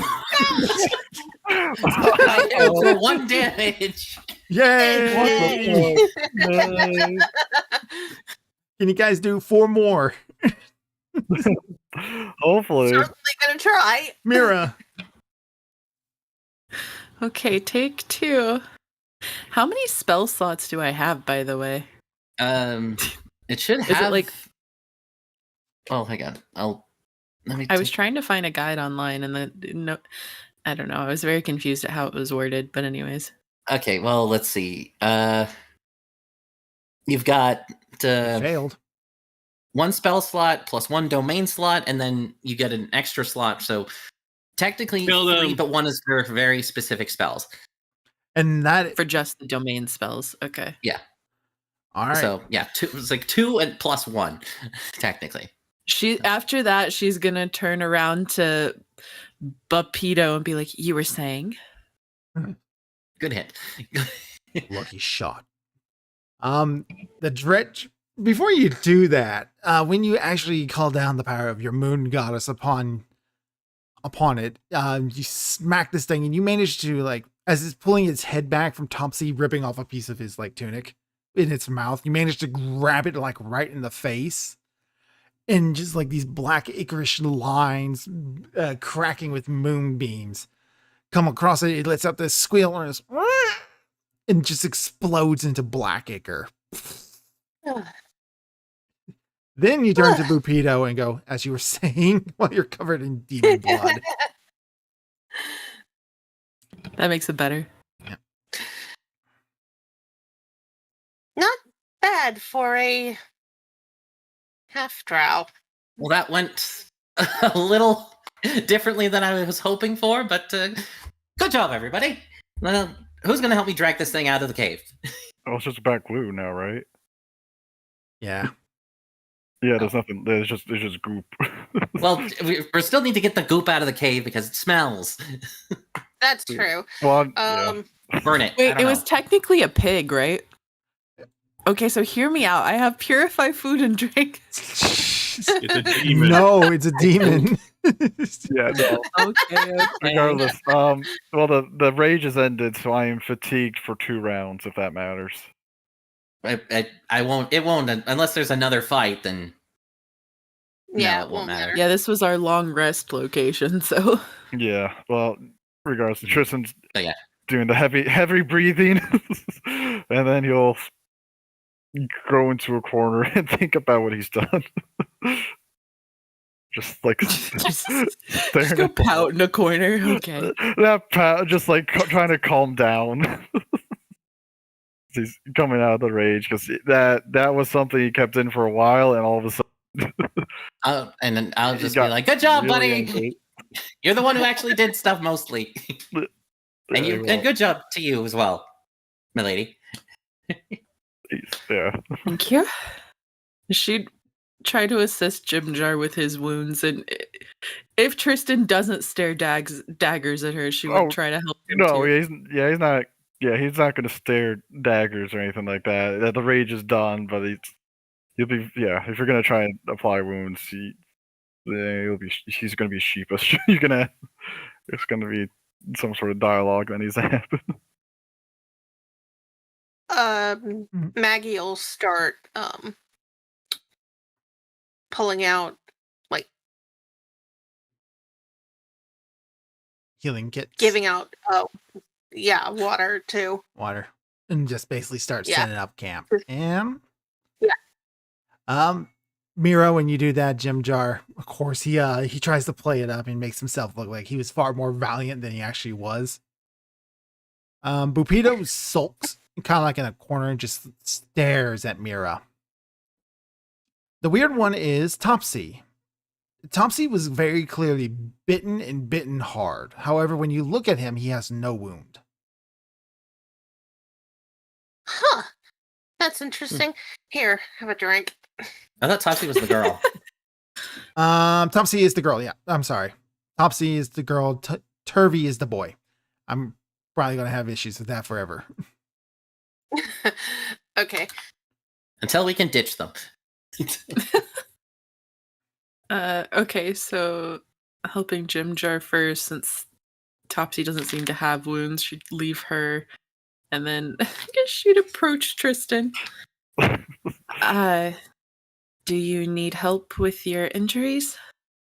He won't say anything, but he'll look and then show where he got clawed. But again, he's not meeting your eyes.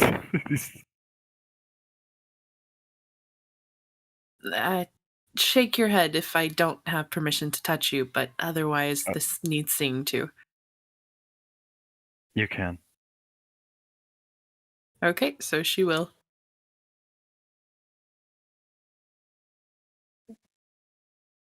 It's not. For some reason, not No, popping up. Zarek will be the one who calls him out on it. Hey there, what's your little secret there, buddy? You're saying that to Topsy? Yeah. Topsy will look at you and go, "We have no secret." Funny, I thought like the creature take a good bite on you, and I kind of like looked to the left, looked to the right. I don't see no blood. I got it Don't see lucky. no bite marks. You got lucky, and that is all. And she will shove past you, and her brother will kind of like walk alongside her, and they just kind of like walk away from you as far as they're willing. Around that It's time, kinda Insight rolls on motive, that? right? I'm sorry. Can we make insight rolls on that? Yeah, sense motive, right? Yeah, sense motive. Yep. Or yeah. Okay. And then, -1. Yeah, I'm gonna do good around this. did you roll for healing as well, by the way? Woo, 15. No, because I was just thinking we're about to go to bed, so I was just thinking I would use the channeling points. She'd have plenty for both of you. Oh, so. okay. I just wanted to make sure because I'm like, I didn't know if you rolled something or not. It's like, I mean, yeah, it heals everyone in the bubble, so it would go for everybody. Oh, okay. I'm only down. Oh, 2. is that how? So okay, so if I channel, it heals everyone for 4 points because right now it's 3 plus Well- my level, right? My modifier right. plus my level. Oh, hang on, let me take a look. See, cleric. Sorry, I'm still trying to learn. No, it's fine. Don't worry about it. Where's the channeling? Oh wait, You okay, can so wave of energy by channeling power through faith. Good cleric can channel positive energy. Blah blah blah blah. and I can choose Channel- if I don't want it to affect someone. Yeah, you can. With the selective channeling, you can just have it not heal monsters or enemies. But And I can do it 3 plus my charisma modifier times a day. But yeah, it's channeling energy that bursts and affects all creatures of one type, either undead or living, within a 30-foot radius centered on the cleric. So every living creature within 30 feet of you gets equal to 1d6 points of damage. So plus 1d6 for every. So yeah, everyone, you heal for 1d6. Wait, so I do roll it? Well, yeah, for the die. Okay. 5. So, okay. So yeah, they'd both be fine after that. Hooray! Where'd you Anything find the with- 1D? Anything with a 14 sense motive? Where'd I find the what? None. I was saying like anything with a 14 sense motive on the Topsy. Yeah, well, you got a 15 since motive, 14 and a 10. Oh yeah, you're at 51. But So you're not sure what they're hiding. However, it gives you a very bad feeling. And that same thing goes to you, Maggie. Mira, you not so much. But They're just acting. Just very weird. trusting of everyone. I like that that's like one of my better stats, and I have yet to like sense anything negative from anyone. I've just been like, yep, they're good. So she just thinks they're acting a bit weird. She doesn't.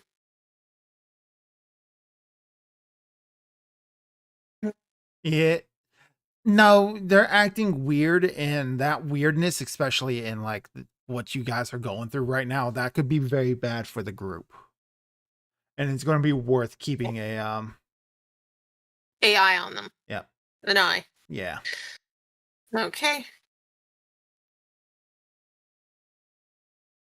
Maggie's all gonna. right, so since we're going down for the long rest, he's going to telepathically tell his buddy to keep an eye on those two as we go for a long rest, because he doesn't need to sleep. We're taking a long rest. Do we want to do watches? Yeah, I think that's a good idea. Yeah. So, who's taking first watch then? I mean, my demon can be up for all the watches, but yeah, somebody else can help him out. Well, yeah, at least I think Yeah. in this dungeon you probably at least want 2 people out watch at Yeah. all times. Yeah. So you have yours, and then probably someone else. Again, Tristan won't say anything, but he'll go sit out wherever we're doing watches, and that'll be the sign he's doing first watch. Okay. Uh, That's Where- first watch. Wherever that is. I'll take last.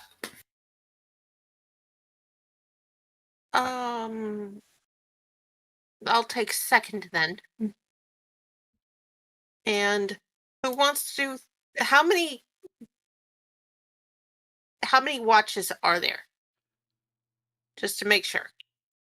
Usually should probably do- 4. I was gonna say Okay, we should so- probably do several just to make sure everybody gets enough sleep. Okay, so Tristan's doing first. Maggie volunteered for second. Milo's on fourth. So who's Mira will take third. okay? So, real quick, because this is night, everybody eats. Oh, so we need to get rid of one of the rations. Yep, get rid Yep. of one of your rations. And then I think the rations that were left in the thing was just for the NPCs in general. Yeah. Yeah, that was just for. So there are 10 of To them. be split between them, yeah. I want to make sure I actually got that right. There are 10 of them. Yeah. One, Yeah, it should be 2 for everybody, 5, so. 6, 7, 8, 9, 10. Yep, 10, 2 for everybody. So just cut it in half. And then Mira, of course, can create water. So another thing, there was loot in this room. Milo, you found 5 sardonyx, which is Ooh. in the party sheet. Now, something I want you guys to kind of like keep an eye out. Some of these items, I'm giving little descriptions to them. Gemstones is one of them. Keep an eye on those inscriptions because I might be hiding jokes and Easter eggs in them. Was Okay. the one gem we got last time, there were no inscriptions on that one? For the one that was worth 10 gold. There is. What was it that you got? It was something worth 10 gold. That was gem, so I didn't know there was a script. It was just, you said gemstone, but I'm like, I don't know if there was things on that one now that you said. I probably should have put those in there. Yeah. Yeah. Well, yeah, I had to manually put in the 10 gold because there was nothing to put in There it is. the. Okay. Who all had one of those? It was me and Jim Jar. We both had one. All right, Jim Jar. He doesn't need one. It's in his inventory sheet. So there you go.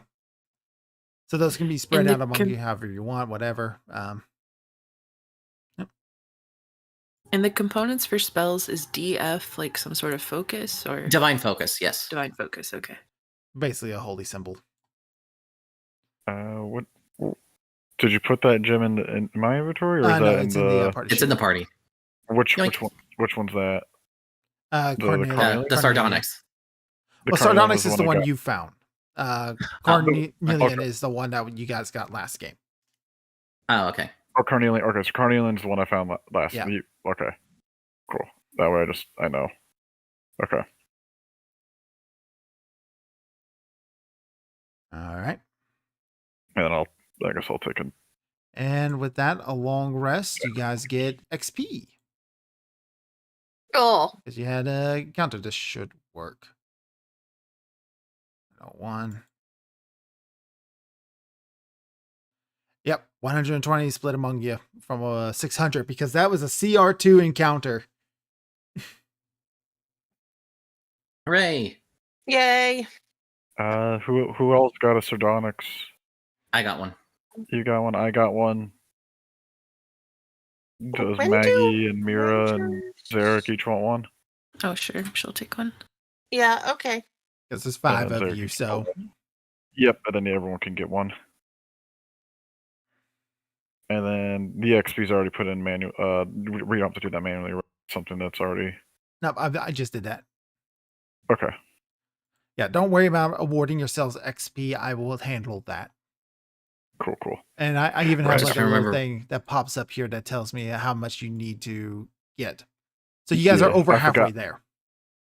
Yeah, I forgot that you got to click the magnifying glass to see XP because I was looking around like, oh crap, I don't see where that's at. Yeah, right. Okay, that's where it was. Yep, that's why I was like, oh wait, is there somewhere? I was like, right, no, we don't have to worry about that. All right. Apparently, your one dude, Amish, I forgot to be resetting his XP. So he's Yeah, he only levels up when I level up, so you don't have to worry about his XP. Well, Okay. Because he's a he doesn't, character, he doesn't so- level up per se. He evolves. That's the wording. use. evolves. All right. Because you found the shelter, there are no random encounters during the night. We begin by setting off Mhm. in the morning once again. We do it. We start it Oh. all over again. Milo. Front scouting duty, since that worked so well last time. It worked out great. And a 1 and a 2 and a 3. 26. 26. So you will not be taken by surprise when I roll the random encounters, same as last time. Hooray! After Milo, Maggie.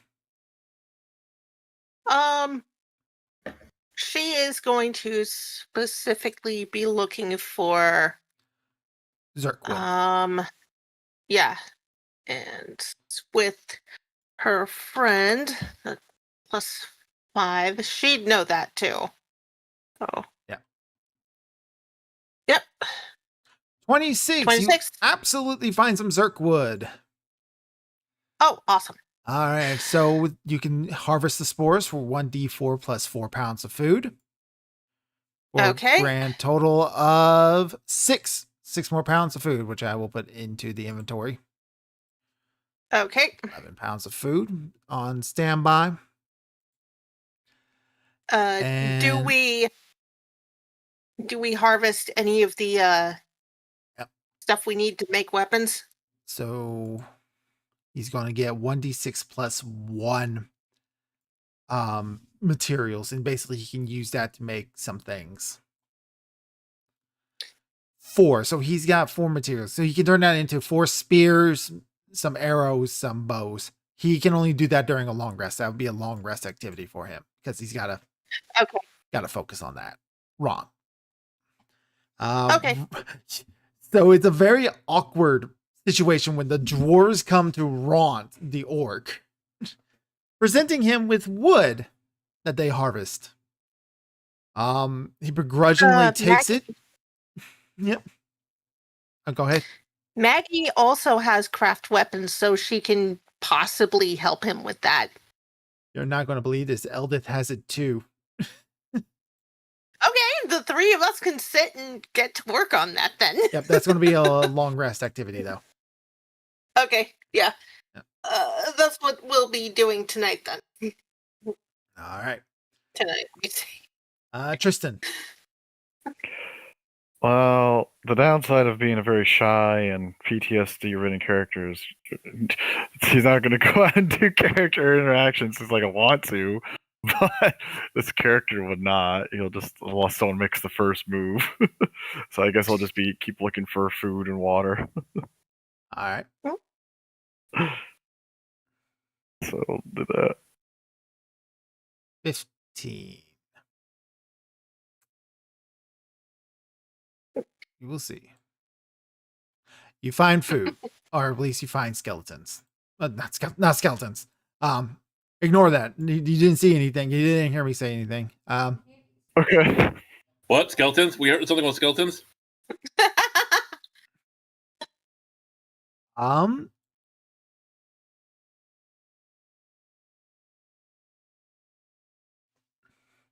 So you come across a bioluminescent green moss that grows in warm and damp areas. Sheds dim light in a 5-foot radius.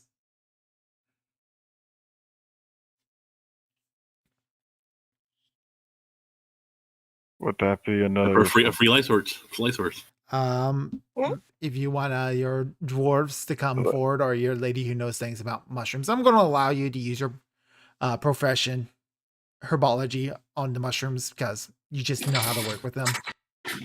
Yay. motion to Mirada? She'd come over and be like, what did you find? So this is Ormu. Like I said, a bioluminescent green moss that grows in warm and damp areas. Ormu is particularly common near steam tunnels and vents. It sheds dim light in a 5-foot radius and can be harvested, dried, and made into a phosphorescent. Phosphorescent. Blah, blah, blah. Yeah. That word, yes. I was like, I Powder don't or know. pigment. So this could be very useful into making like small little torches or whatever else you psychos Well, can come up and with. if it can be if it can be turned into a pigment, then that means a dye, so we could also make glowing clothing. Yeah. That sounds great.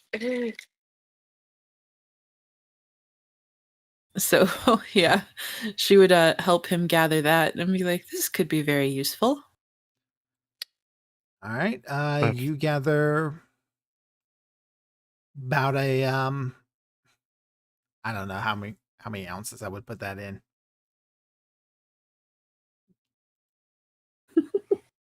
I'm What- going to just say What's 2 uses. I'm just going to say 2 uses of Omu. okay? So it's not enough to like make shirts and clothing and stuff, especially not right now. You don't have the equipment. But you could use Sure. it for other things like secret messages and whatever. That's my first thought when using this thing is like write things on walls. All right. Yeah, that sounds like a good idea. Zarek. Once again, give me a rear guard, kind of covering tracks, spying, see if the drow are catching up on us or whatnot. All right.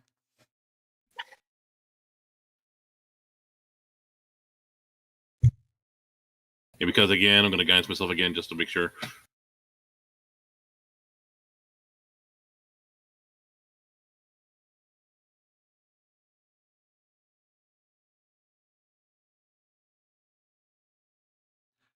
Damn.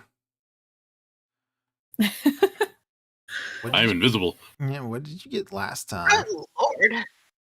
I think it was pretty Pretty close to that. I think he also got a 25 last time. Yeah. If not 25, it was a 24 or something like it was in the 20s. Yep. Mhm. I'm gonna roll that 25 is the cutoff point. You actually make you hide the trail so well they actually lose a day tracking you. They're down to 4 points. Yay! And that leaves Mira. She'd be looking at the food, and it's still not enough for the whole group to make it all the way to Dark Lake. So probably gonna keep looking for food. Would that still be a survival roll? Yes. Okay.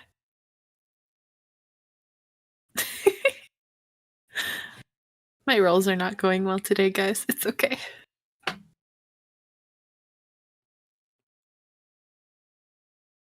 All right. So you actually did find some food. However, it's going to be penalized how much you're able to harvest from it. And you're specifically looking for fungi. Let's see what we can get. No, I mean, she would be looking for really anything, because, All right. I mean, even if she found, like, old abandoned food, she could purify it, so... Okay, you find a mushroom you're able to identify as Trilmac. A Trilmac is a mushroom that grows to the height of 4 to 5 feet. It has broad gray-green cap and a light gray stalk. The cap's leathery surface can be cut and cleaned to use in making maps, hats, and scrolls. The surface takes on dyes and inks well. The stalk can be cleaned, soaked in water for an hour, then dried to make a palatable food akin to bread. Each trail mix stalk provides 1d6 plus 4 pounds of food. Because you rolled a 10, it's just going to be a d6. Okay. 2 more pounds of food. It's something. And something. Something. Yep. Are you going to want to take the cap too? To see if you can try to make a map, a hat, or a scroll out of it with your green glowing dye. Yeah, maybe just for, like you said, messages and stuff, it might be worth it. All right. So you got a Trilmic cap. I'm going to put that in there too.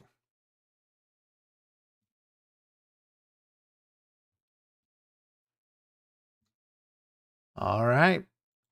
Random encounter time. Let's see what we got. Milo, you managed to find a safe place with no encounters. Sweet. Not a shelter Hooray. like last time, so there will be a chance to roll for a random encounter while on watch. Okay. All right. Uh, Any NPC Yeah, I'll just- interactions that anybody wants to do? once we set Well- up camp, I'd like to do something, but Yeah. All right. Is there NPC interactions they want to do with us? Ron will be beginning to make the spears. Mira has asked specifically for a spear. A long spear if he can. I don't know if it's different or not. Let's see here. It says it has reach, so I'm like, I feel like a cleric with reach is better than a cleric without reach. Yeah. I figure in these dungeon in this underground cavern, breach is gonna be a good thing to have. All right. That way I'm going we're all to fun, since there's so many people. I'm going to roll it out Maggie of is the gonna be 4. with A that. long spear would take 2 of the 4 because he's got to make it longer. Oh, she would check in with everyone else and see who else was wanting spears first then, but I'm good. okay. If it's okay for him to allocate 2, then yeah, she would want a long spear. We have enough to make how many spears? We have 4 wood. Normal spears are going to be 1 wood. Long spears are going to be 2. All right, so we would have 2 more spears. So. Yep. And a short spear would be half.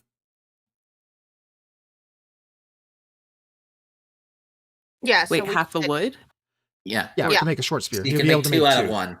2 short spears. Which those Oh. are the ones usually used for throwing. Gotcha. Maggie is gonna be I'm not sure how well she's gonna be helping, but she's definitely gonna be helping with that. She's gonna want a bow for herself, but that can wait since she has a rapier. So a bow. Let's see here. You're not going to be able to make a crossbow, but you just don't have the right type of equipment to do that with. No, she wouldn't want a crossbow anyway. She'd want a longbow. Or A or sh- longbow. A longbow is going to take 2, and then one wood for making 10 arrows. Okay. But again, as she said, she's got a rapier. She doesn't really need Okay. it. So that's something that she's going to be working on long term. She's going to take care of everyone else before she gets to what she would prefer to have. All right. So Ront will spend today making a long spear. If that's everybody's okay with, nobody asks anything else from him. Yep. Mm-hmm. All right, Ront, we'll have that ready at the end of the long rest. All right. We'll just go down. Milo, do you have any NPC interactions you want? Mine was just kind of more of a general, like, including the party as well. Just kind of like, so what were you all doing before the drow nabbed you? I don't think we ever talked about that.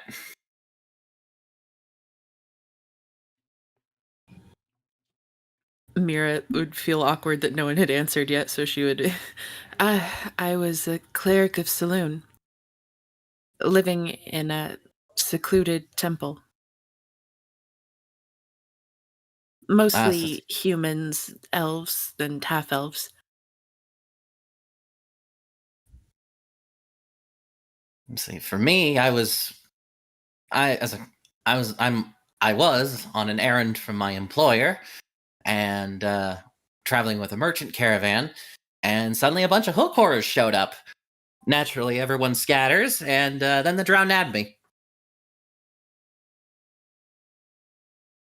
And the rest of your party? Well, That is like, lucky in some ways. it's like, yeah, like I said, it's like everyone just scattered, so I have no idea what happened to them, and I didn't really have any ties or affiliations much with any of them anyway. So, beats me. I was just a tag along, since they were all going the same way.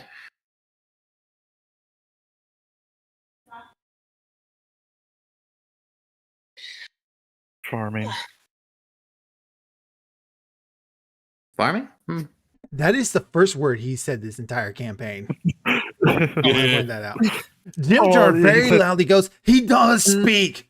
Pay up." And Ront's just like, I did say you can to Mira. Yeah, he did. He said 2 words. This was my Yeah, but first. this is the first time he said it publicly to anybody outside Yeah, of that one yeah. thing, so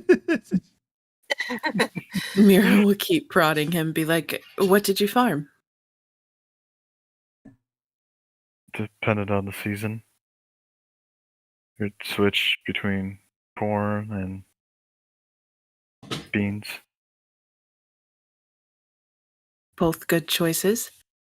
We had a small garden in the temple that helped, well, keep us fed as well as allowed me to make potions to sell. Probably nothing to the scale of what you're used to, though. Well, it was small, but sufficed.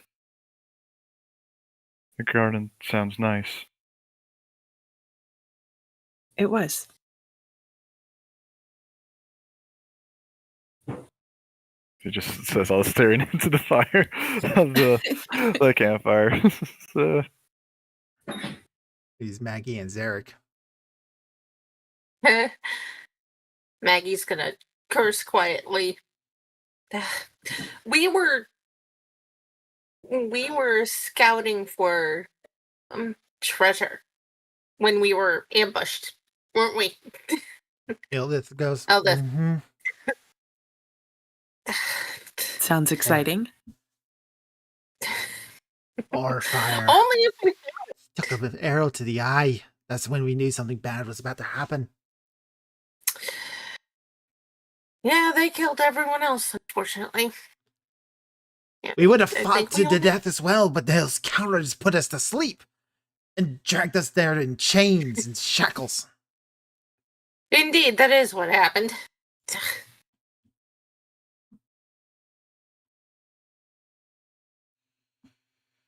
I think I'm treasure is sorry. only fun if you find the damn stuff. Ugh. We used to come down here. Yeah, we fight for freeing slaves from Duro and Drow raiding parties, finding hidden treasures, raiding dungeons. You know, that's what we are. We're the Magpie's crew. Yep. Kind of ironic that we ended up almost slaves ourselves, isn't it? Ah, but they didn't keep us for long, did they, Maggie? Nah, you got us Nope. out. You and our new friends here. When we get back to Gauntlgrim, this is going to be a story worthy of the king himself. Yes, indeed. It will be a worthy tale for him. Assuming we live that.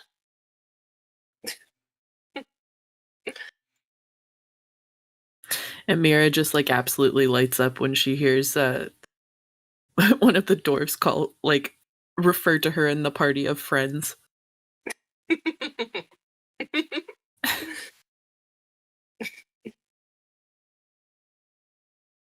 Tristan would just be confused. Yielded just kind of smiles at you and is like, we fought together and we spilt blood together. You're all right for a knife here. Appreciated.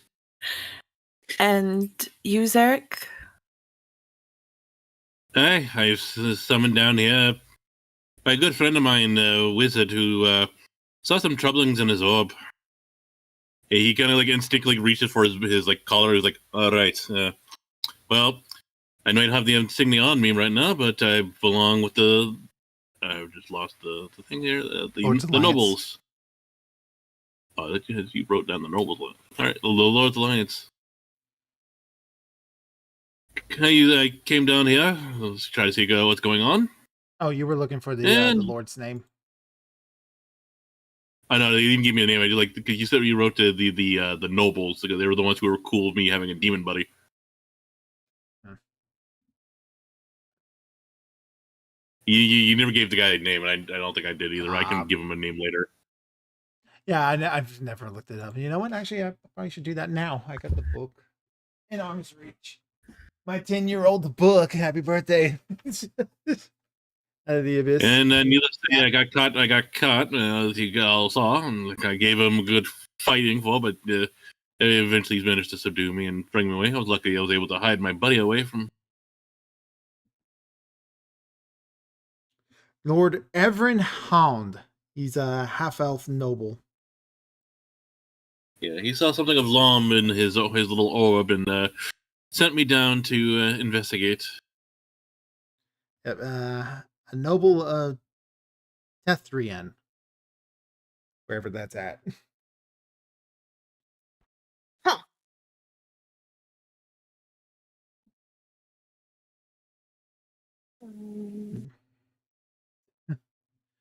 The Jim Jar is like, Amira, did you say that you were what your god was of yet? Oh yeah, she said multiple times. Yeah. So Jim Jar kind of snorts and goes, everybody knows the moon isn't real. She kind of blinks at that. Yeah, I think more people are like, what? Oh yes, that big bowl of cheese, isn't it? No, I I'm take kidding. it you've never been to the Wensleydale. surface then.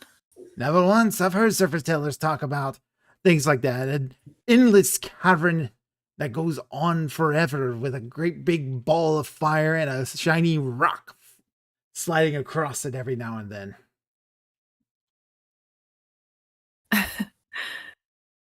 Certainly a poetic description.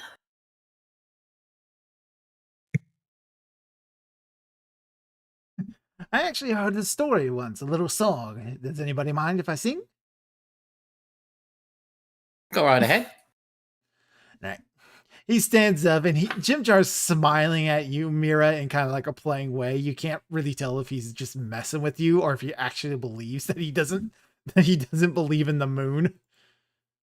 It would make sense. He's he's been underground his whole life. So, so he clears his throat and goes, "The sun was shining on the sea, shining with all his might. He did his very best to make the billows smooth and bright. And this was odd because it was the middle of the night. The moon was shining sulkily because she thought the sun had got no business to be there after the day was done. It's very rude of him, she said, to come and spoil the fun. The sea was wet as wet could be, the sands were dry as dry. You could not see a cloud because no cloud was in the sky. No birds were flying overhead. There were no birds to fly." And he kind of gives a little bow after that. She'll clap for him. That's an interesting little ditty. Some truth to it. The sun is rather boastful after all. That's like my type of thing then. Ken smiles. I suggest you look directly at it. He laughs at that. "If I make it to the surface, then maybe I will. We'll see. Maybe I'll continue with you after we get to Blinkton Stone."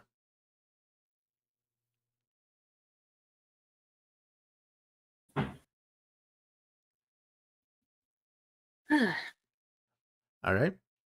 After that, I forgot to say you guys took a long rest thing. Be real quick, as we're taking the long rest, I would be talking to my buddy, see if he can notice anything of Topsy and Turvy during the long rest. All right. He will keep an eye out for Topsy and Turvy. Which watch do you take, Zarek? Let's see here. Yeah, so let's determine who's taking what watch. Do any of you take any watch with the NPCs? I'm taking last watch, so if there's an NPC with me, then cool. Well, it always has to be two. I mean, being that we're in the cavern is all perpetually dark, so it doesn't matter which watch I take. I got dark vision anyway, so I would probably need someone with dark vision. Were we in a cavern or were we just in a more open place? Slightly more open. It wasn't as cavern. secure. Somewhere more still secure. dark. So kind of like a little divot. You would call it a cave if it wasn't for the fact you were in the Underdark. Nah,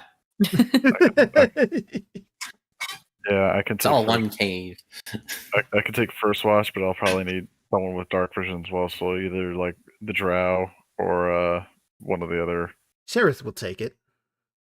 Okay. Mira would specifically take the watch with Bupito. Okay.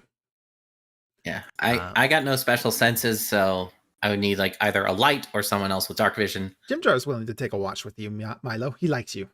You were both put in the Okay. cell about the same time as each other, so. Mhm. He considers you the founding father of the party. Yeah, both him and you.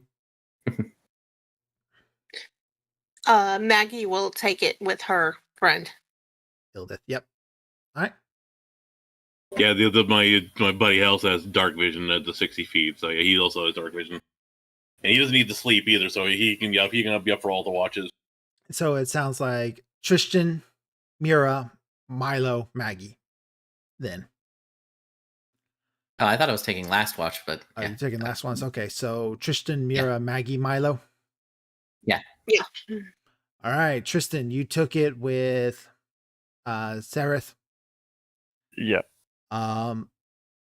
You catch Sereth dozing off on watch at one point. And he is muttering in his sleep. Oh, well, familiar with that. I thought elves didn't sleep. They don't. They're kind of Uh-huh. But half elf. Did I know that? Sereth is Probably. a full elf. He's a drow. Yeah. Well, no, I'm half Yeah, elf. you but absolutely you would know that. Would I? 'Cause even That's pretty growing up common knowledge. okay. Okay, so common knowledge. Okay. Yeah. We'll observe him for a little bit before like gently waking him up. So I like just observing him for a little bit just to see if it's like okay to approach, and then he'll gently wake him up. Um, so the things he's muttering under his breath, um, I gotta look it up to make sure I say the thing right.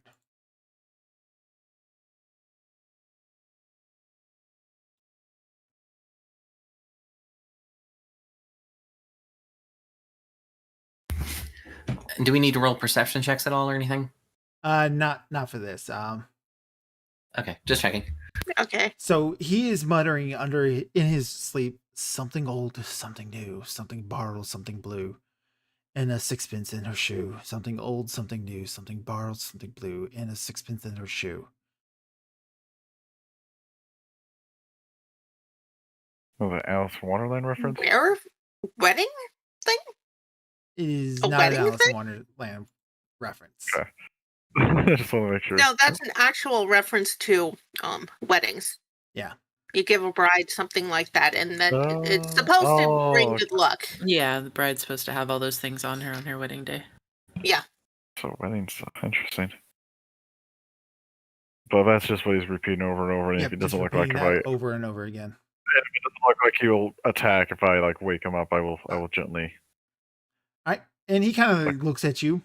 He doesn't. He goes, "What's up? What's happening?" You were asleep. I am a drow. We do not sleep. You were I was not muttering in a something. trance.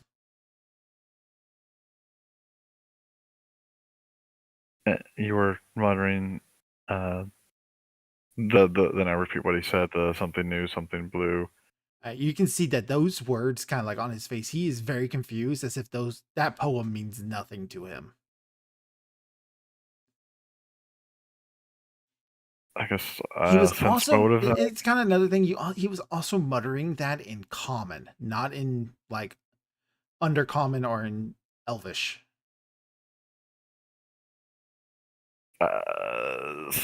That is weird. I'll roll sense motive real quick. I'm not sensing anything. Yeah. Outside the general unease about what he was doing, he seems genuinely confused. Yeah. So You also remember he's that's- claimed he doesn't remember committing the murder act. So all right. It was something you were doing. It is. If that something means anything to you or not, that does not matter to me. It's your business, your privacy. But that is, I am telling the truth. That is what you were doing and what you were saying.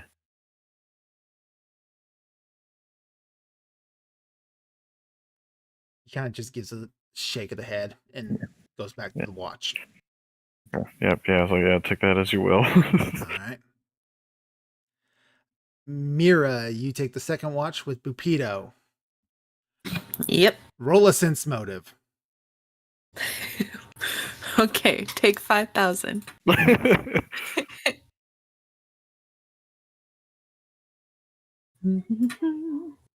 Hey. There we 23. go. Guys. He fucking hates you. Oh, like you are suddenly very afraid as he is just looking at you. He's got that flint shard he's been using as a dagger, and he's just kind of like twirling it in his hand. He's not really looking out for trouble. He's watching you. Oh, fun. Okay. Occasionally he looks back at the party where everybody's kind of like sleeping or doing whatever their rest activities would be, trying to see as if they are paying attention, which Zarek has his little Yeah, my demon dude is perpetually on watch, so he's watching him. Yeah, so he kind of like gives a little snort, and it just kind of goes back to watching Mira. So she'll say, you clearly hold no love for my goddess, so Your goddess means what nothing deity to do me you down serve? here. I'm something of a religious man myself.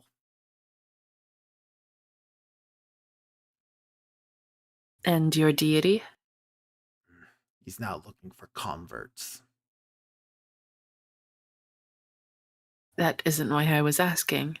My deity is for the Darrow and the Darrow alone. Can I roll a religion? Would she know those gods?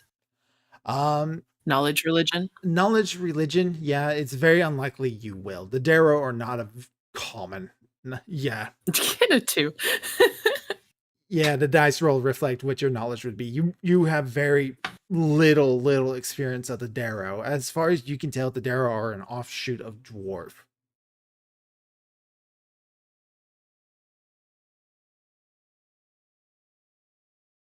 So they're gods. You got nothing.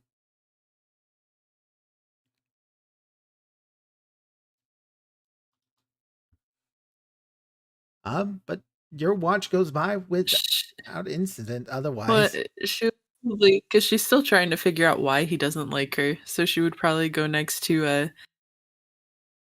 do you have much experience with drow? Recently, I've had more experience than I would like.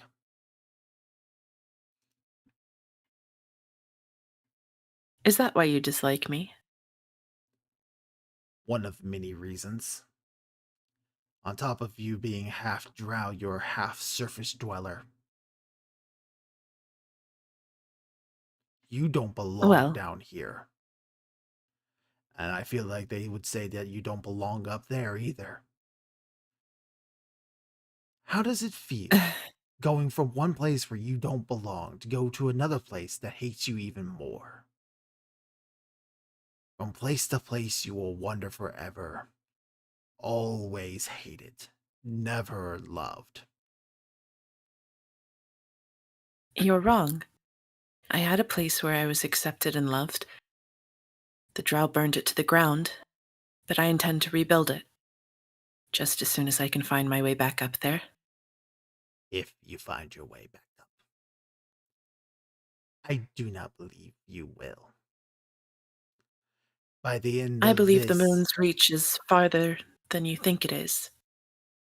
there is no moon down here. That gambling moron is right in that regard. The moon isn't real. At least not down here.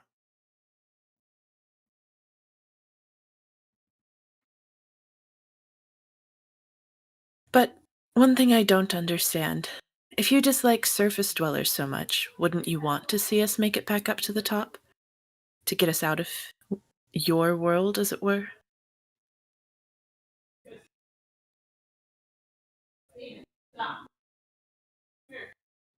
Not fully. Surface dwellers do have other uses, as do all the others races down here.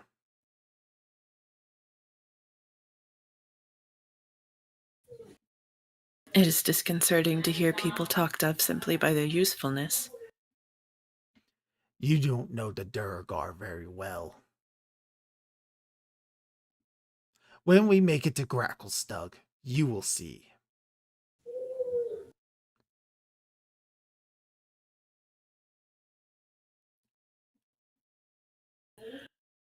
She'll just kind of probably turn away pensively at that point. All right. She doesn't really she definitely doesn't trust him, but she also knows that the little friend thing, Zarek's little buddy, is watching too, so. Yeah. All right. Maggie, your watch. Okay. Zarek, what do you do while your buddy is kind of keeping an eye on Topsy Turvy?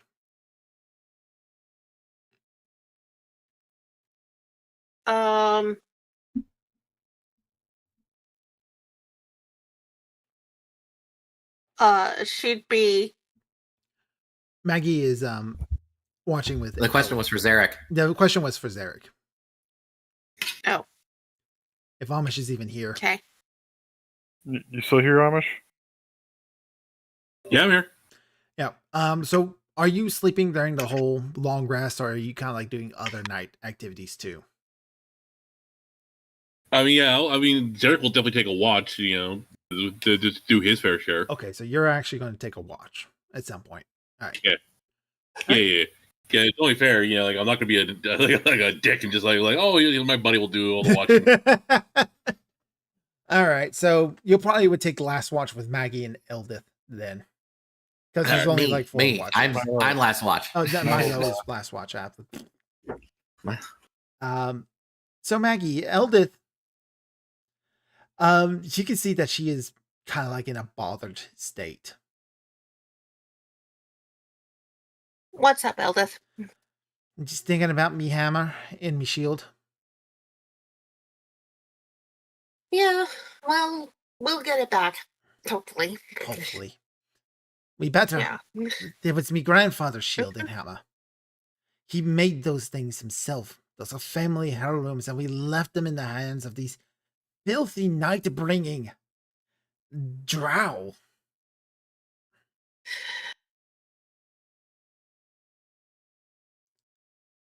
It is unfortunate that we had to do that. We'll get them, though, eventually. We'll get them. The magpie says so, and I believe the magpie.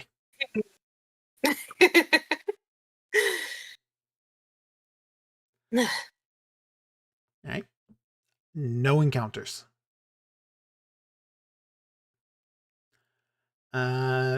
Zarek and Milo. Jim Jar. When he has a moment alone with the two of you, he goes, Zarek, you're right to keep your eye on that topsy and turvy characters. Something's not right about them. What do you reckon? I don't know. It doesn't seem like they're quite. They're deep gnomes. Yes, they're Snarefeblin, just like me. Something about them. It's like The looking fact that at. creature I'm sorry. The fact that creature took a bite out of the guy and he didn't bleed or anything. Even before that, like that's just icing on this cake. It's like looking at a person and they have 2 left hands. Oh yeah, they're sure enough just a normal everyday person, but it's just like that oddity that makes you stare at it, right? And I can't put my finger on it. What's up with them? All I know is when I watched them when I confronted them the last time, I felt something very often not good either. No, but I think we can say that about most everybody here. I imagine at this point Elios will tell me about Bopito as well, and like. Well, once everybody starts getting up in the morning, yeah. Oh, yeah, okay. We'll keep that thing with us. Oh, your buddy, yeah, he would have told you about what Bopito had been up to, and kind of like a little bit of the conversation him and Mira had. And then I will kind of like look to the other, like, and it looks like we may have to keep those 2 separate. I'm afraid Bopito might try something with Mia. Oh yeah, that's why the demon's your buddy's up there, so he also he's watching everything and he's reporting to me everything. So so you know about the poem. He's basically keeping tabs. Yeah, the wedding poem. Yeah, like I just an odd group of people we have, and it seems like people more and more as we travel along, more and more secrets are slipping out. What do you think of it, Milo?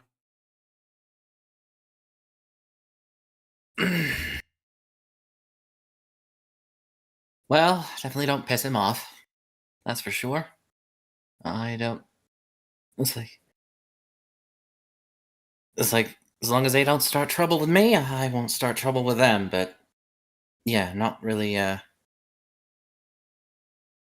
not exactly the most. Open-armed about them. And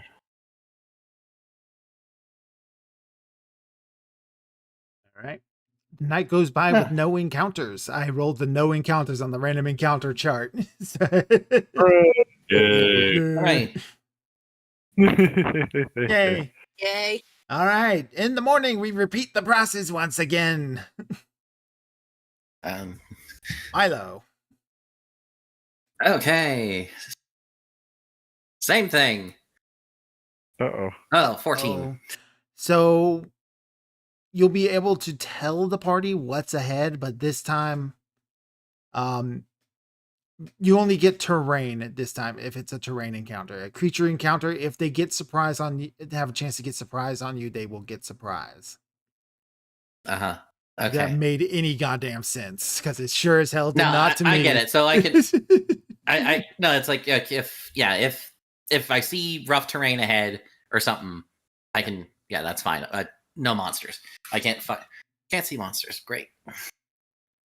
You almost said something else. It's like, Well, I almost said you said fox. I was like, oh my goodness, Milo. Okay. well, anyway, so There's your yeah. secret. Oh, right. Everybody ate. Nom nom. Yeah. Okay. Goodbye rations. Okay, yep, that's the Right. last of the rations in our inventories. Not the party sheet, but Well, yeah, it is Yeah. the last of them because those 10 are for the NPCs. So, yeah, but wasn't there still food by the pound? Yeah. yep, food by the Yeah. pound, and there's still water because you have to create water that makes it kind of redundant. Yeah. But you never know, you might need it. So, In case you got water. in case she's dead or whatever and we lose our spout. Yeah. Yeah. It can happen. It can happen. Maggie, Okay. I assume look for more fungus. Yep. Why did I think when you said that spout? I think mirrors are water spout, short and stout. But Maggie's the short and stout one. Yeah, I'm a no, little but just the teacup, rhyme. Short and stout. Yeah. Here is my Yep. handle. Here is my spout. Yep, Here is my exactly. spout. Yeah. We're looking for more of that Zerkwood. Zergwood All right. because that gives us material for weapons and food. All right. 15, you find Zerkwood specifically. 20, you find Zerkwood and you get the 1d4. You get the +4 for the other thing. So So do you want? Okay. you're good. So that is 8 more pounds of food. So you're up to 21 pounds of food. And you get what was it that I rolled last time? It was another d4, correct? Yeah, D6 I think so. A d6 plus 1.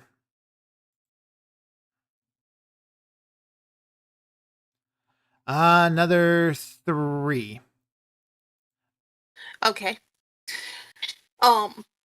If no one else wants spears or the like, she's just gonna make herself a bow and some arrows during the next long rest.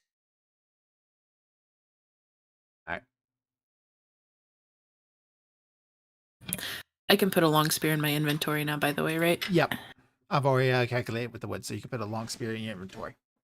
It's a very simple mushroom wood and stone that's more or less been just beaten into shape with another stone. Sure. It's not a very Gotta fancy love thing. that. Gotta love that Neolithic technology. Through you, evolution, I learned how to throw rock. Yeah. All right, Tristan. Well, before he does the scrounging for food, he will tell Mira about I last think my night and S just key is broken because S's keep appearing on like chat boxes that I click on. oh, that's weird. Huh. But That is yeah, weird. he will go to Mira and again, very sheepishly, just tell her like, you should talk to Sereth.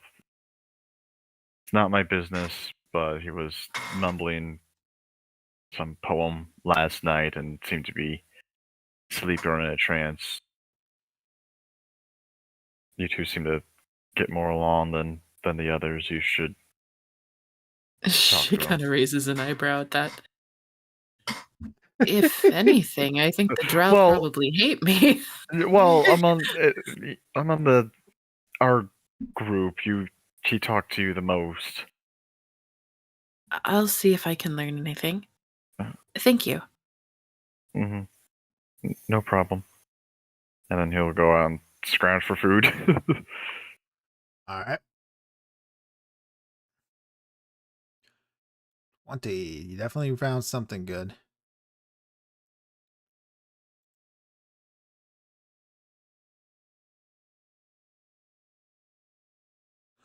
You found more tin mask.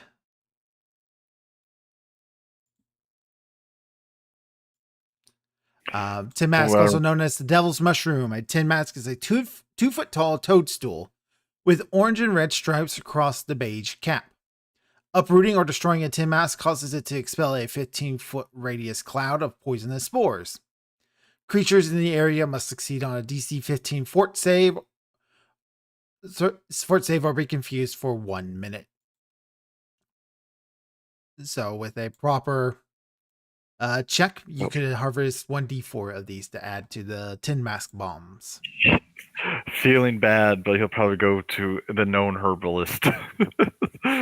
I need you again. I know he feels bad too about going after the conversation, find food. Sorry again. I need some assistance. Of course. Could have been a better roll, but I'm going to leave it to a coin flick. Even is Well, even is does bad.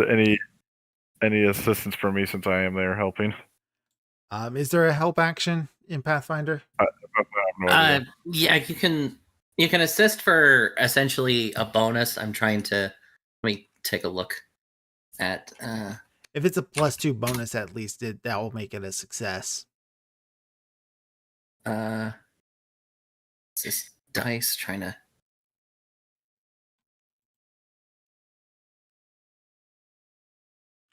I'm just my trying, rolls it's like, today are I'm just trying to not find wanting to work specific with me. taking you can I mean there's also taking 10 and taking 20 but there's potential risks with that as well.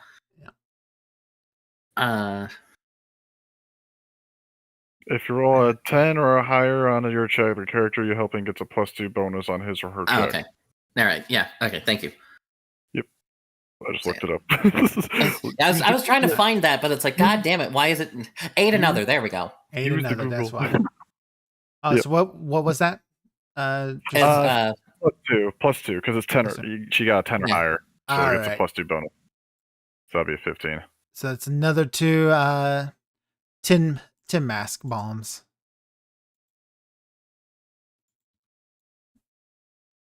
Thank you. And then you'll let Mira keep them as well. I don't know who took the ones that were already there. I think that was Magpie who's got them. yeah. That's Maggie. All right. Yep. But he'll let Mira take these ones. Okay. Zarek. And All then right, no once again, rear guard with guidance.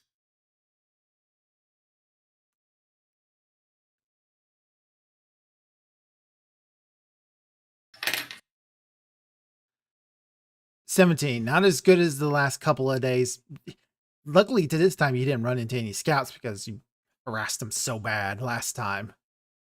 But as far as you can tell, you're keeping the same amount of distance. All right, good. It's better than nothing. All right, Mira.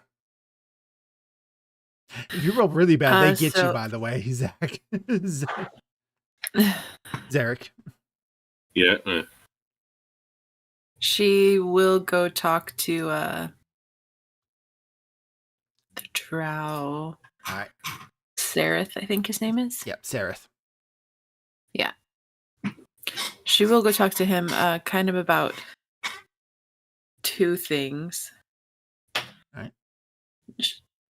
She'll start off with asking if he knows anything about the Dweger gods.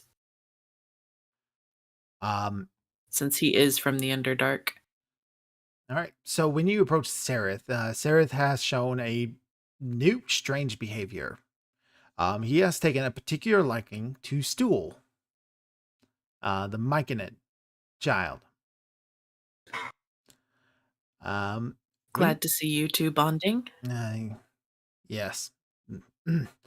What can I help you with? You ask about the Darrowguard? Oh. Yeah. All right, so let's see if he's got anything. See if he's got any sort of religion.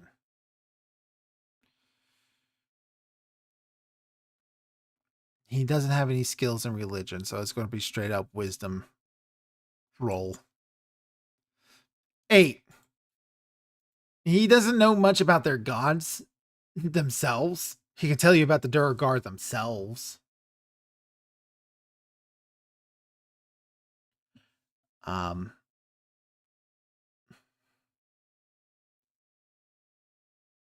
everybody's quiet. Did I get lost? Yeah. No, that's fine. Yep. We were just No. waiting for you to tell us about the. Okay, I was just waiting for a confirmation. Yeah, sure. Go ahead, tell me about that. So the Darrowguard, Like, okay. the Darrowguard themselves, the Grey Dwarves, they are a very strict and orderly fashion. They're almost like the evil opposite of the Drow in every regard. Very strict, very caste system, of and very practical. They have no artistry amongst themselves. No fancy filigree, no fancy looks, everything is very practical. They have a pseudo slave caste called the Darrow, which is what makes them different. The Darrow are said to have psionic powers. At least some of them are. Rapido hasn't manifested any of them, so he's unsure if he can. The Darrow are also just, they're already mad. They're just completely bonkers. Something about like that psionic powers messed with their brains. The Darrowguard themselves, they do make trades with the surface world, but breaking their laws could be really bad because that's how they will make slaves of you.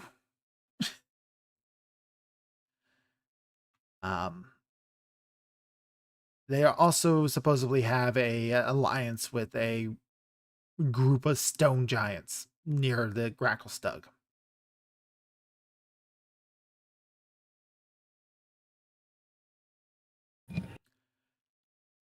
Interesting. Listening to him talk, he kind of gives off the airs that Menzoberranzan is stronger than Gracklstug, but actually going to fight Gracklstug would be such a bad idea because then, like, everyone else in the Underdark would be able to take on Menzoberranzan.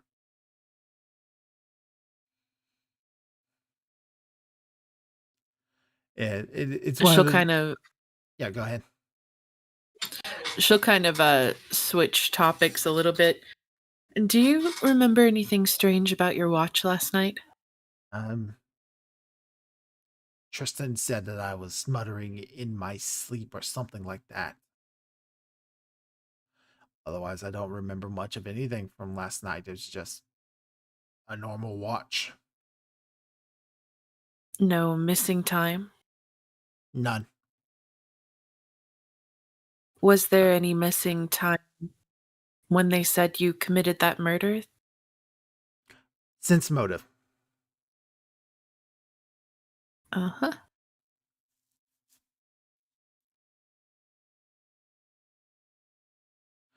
22. Woohoo. You get the feeling that he is lying to you, that he is missing time. He just doesn't want to admit it. You get the feeling that he is very disturbed by what's happening to his memory. I understand that it must be frightening to have something happening to you that you can't understand or control. But you do have an entire group here with you. I'm sure we could find some way to help you, but it would be easier if you were honest with us.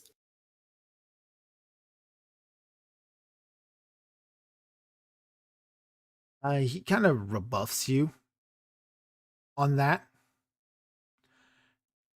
Because I don't need any help. There is nothing wrong with me.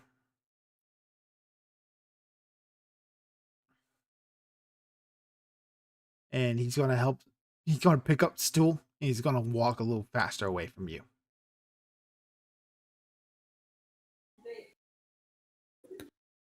She'll kind of get up and dust herself off. Well, that could have gone better.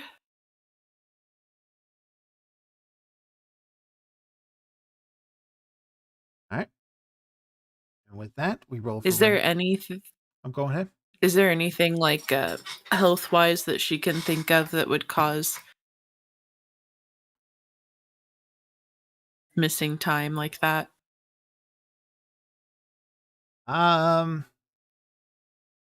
If you can find a skill, refresh. Let's see here. You got heal. That's also like works Yeah. with the body, so you can roll a heal. Okay. Yeah, heal check would be likely. We're figuring out. 14. There's a number of horrific diseases that affect the mind, but those are usually come with age, and elves, their bodies don't usually get Don't. affected like that. Yeah. Like they have a tendency to stay spry and young even in their elder years. Although it has happened that elves kind of forget things as they get old, as they come they get disillusioned with the world. Sure.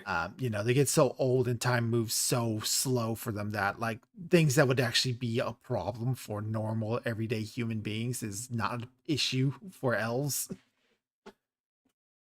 Very much this too shall pass, taken to an extreme. She's gonna, just on a whim, like as her action when they're walking today, she's just gonna like pretty much everyone in the party, NPCs, like everybody, she's gonna walk around saying that little rhyme, the something old, something new, something borrowed, something blue, just to see if it gets any kind of reaction out of anybody in the party. She's just psyche valuing everyone. Pretty much. Yeah. Only other things you can think of in terms of like medical would be definitely drugs of some sort, alcohol of some sort Right, of but- substance abuse, but he hasn't had access to But that since Tristan- getting here. with the- Yeah. Yeah, and Tristan did say that he said it in common, which would he kind of doesn't is know. very So- odd for a drought. Yeah. So she's kind of wondering if it's some sort of like mind control. But yeah, so that's why she's like trying to see if anyone else reacts to it. One person does. Stool. Stool? Yeah. Stool, how Okay. could you? No. Duel's a sleeper agent. She will she will kind of ask him or her or It really. it like, what does that mean to you, Stool? I've heard it once before during a mind meld. I gotta find an NPC name here real quick. Hold on. Okay.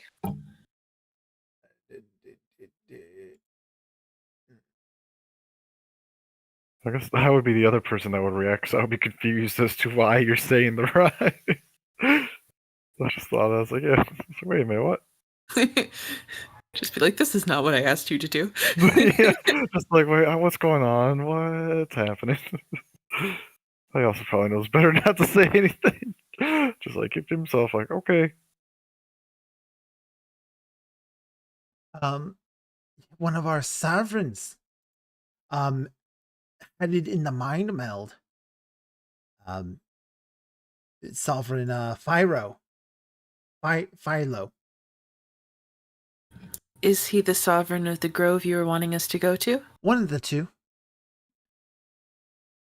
Philo is one of the sovereigns, and the other sovereign is Bastila.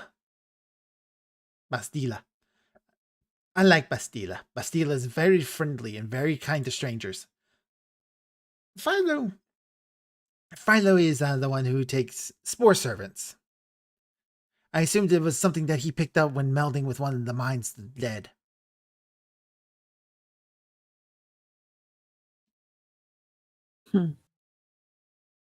Melding with the dead sounds unpleasant.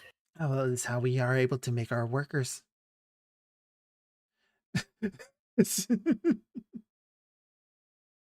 And he starts going into the process of what a spore servant is. So a spore servant is basically the Myconids don't look down on undeath like other races do.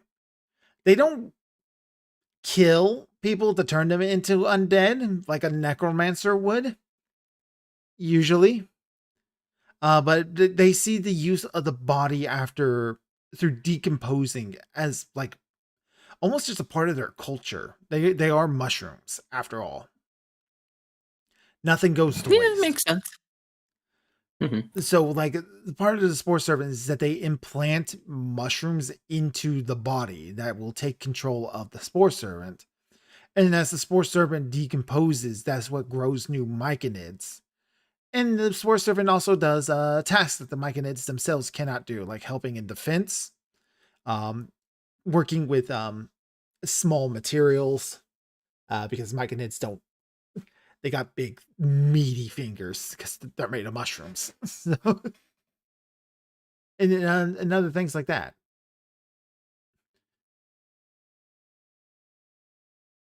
She will ask, these mind melds, do they ever include non-myconids? Oh, it happens all the time, or at least some of the stories, like explorers from the surface, deep gnomes, if they are nearby, they can breathe in our spores when we're mind melding, and they get to become part of the experience. He's not able to describe what that's like for you, but it sounds like all the myconids, they become temporarily one mind for a brief period, and that's how they share information amongst themselves. I don't suppose you were able to pinpoint where that specific poem came from, were you? Only that it came from Sovereign Philo. Philo.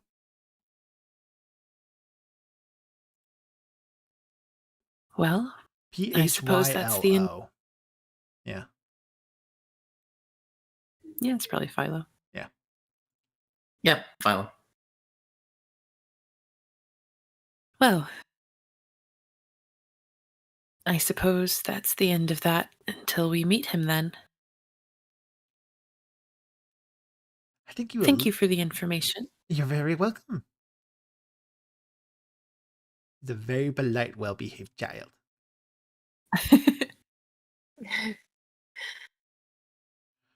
All right. Let us roll for the random encounters.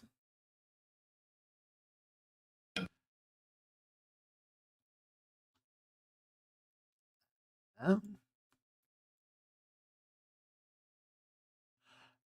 Good news, Milo. You didn't run into anything bad. Oh, thank goodness. Another night in the caverns below. Camp activities. This is day 3. How's the terrain for where we're at? The same as the last night. Okay, so After the last long rest, Derek is definitely going to share the long rest. He's going to share the watch with Bobito. Just keep an eye on him. All right.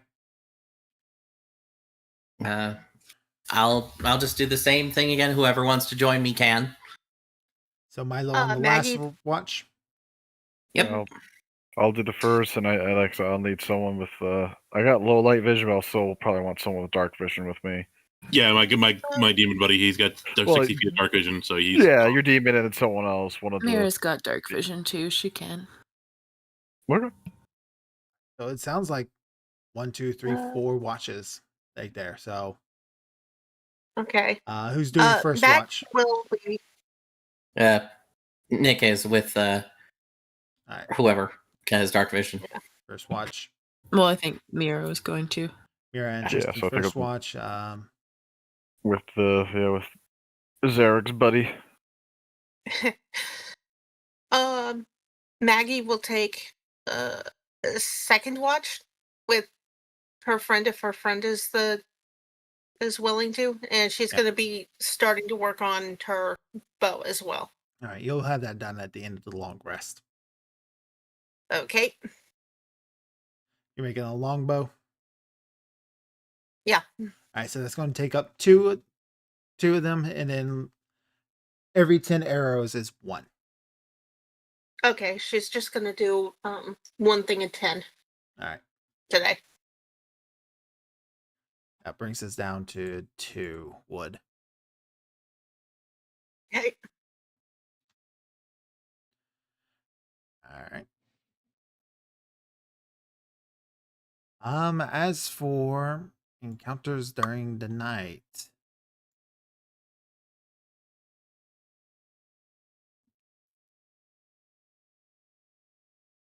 All right. So, for most of your nights, just so we can kind of help speed it along, we'll skip a little bit of the role play. Because Mhm. you guys do want to actually get somewhere. Well, I like the roleplay though. You do like the role play. I want a Yeah. level. But yes, I do like the roleplay as well. Yeah, but at this point, you kind of have talked to all the characters now, except for Shushar, the Awaken. He's just like wandering around. It's like, I'm here too. Hey. Actually, he will take a watch. Which one has the most characters on it? I think that's going to be the first watch with Mira and Tristan on it. Yeah. Yeah, I'm interested in, unless he wants to take one with Zarek and whoever was Zarek, because I don't know if Zarek has anyone with And Hard Bupito, Watch. apparently. Oh, Bupito, that's right.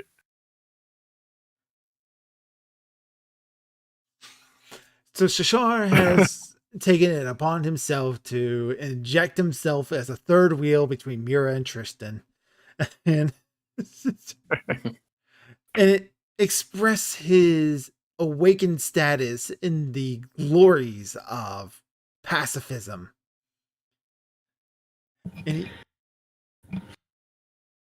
He was the one that protected Mira from when the drow was like threatening her at the beginning, right? I think he did, yes. I think so, yeah. So she Yeah. likes him. Well, I thought it was the guy with the big arms who did that. Yeah, it was the guy with the big arms. Jim Jar? Oh, What's his name? No, No, the Prince dude. The prince. Yeah, oh the yeah, prince. that's Prince. Because it was Prince, and then because he held block, Oh, and okay. I Prince did the subtle just Durandal. Yep. yeah, the Prince Darendil, and I just did the stand in front of them, not looking at anyone, but just blocking their vision. But he did the more actual defending. Right. He slapped somebody on the shoulder and left a bunch of mucus on it at some point. Yeah. Yeah. Yeah, but he wants to talk to Mira about religion.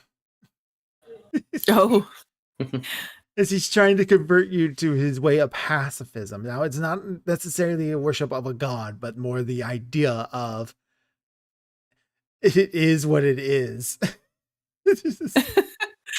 she'll kind of smile politely. I think pacifism is a very noble pursuit, but I also think at times we need to defend people. But fate has written it so that when it is your time to end, it is your time to end. We cannot expect everyone to follow the way of non-violence. It is how it is. Tristan's actually getting a little bit angry at that. The whole "it is what it is." Well, he won't say anything, but it is. You take a glance, he is getting a little like pissed. At least it didn't say it's of no importance. Yeah, there you go. And I was just Oh, like, I was no. like, okay, do you worship the fucking Raven Queen? Because like, yeah, it's like when it's your time to die, it's your time to die. It's very The Raven path of Queen the sounding bonk. talk. Yeah, he said it was of no importance. He would have said, "Shut up." Ah, get over it, you big baby. It's Nah, like- he definitely has a value of life, which is pretty much the only redeeming quality of his philosophy on this. Otherwise, he seems lazy. Not in a way like he values hard work and he will work to do what it is, and he's not suicidal. Yeah, she'll but- just kind of shrug and be like, I'm afraid in my worldview, I would also have to consider inaction and action. It is indeed an action, To choose to do nothing is a choice to do nothing. Strange how it is that being none is being something, and that to be something is to be nothing at all. I'm afraid I simply. Well, of course, Take there are these things rocks we for can't. example. The rocks of these caverns around us. These rocks, what did they do? That's right, they do nothing. But and by doing nothing, they stack upon each other and hold this ceiling of the surface world above us, keeping us from being crushed underneath their unfathomable weight. And what does the surface world do?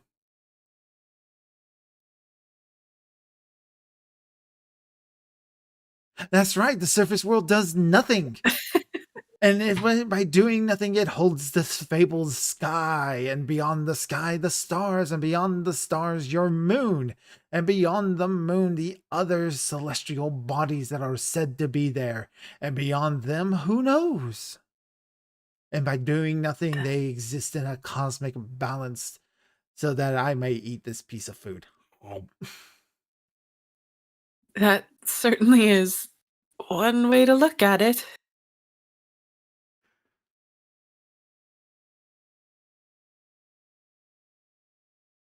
She's pretty much like just not entertaining the conversation at all.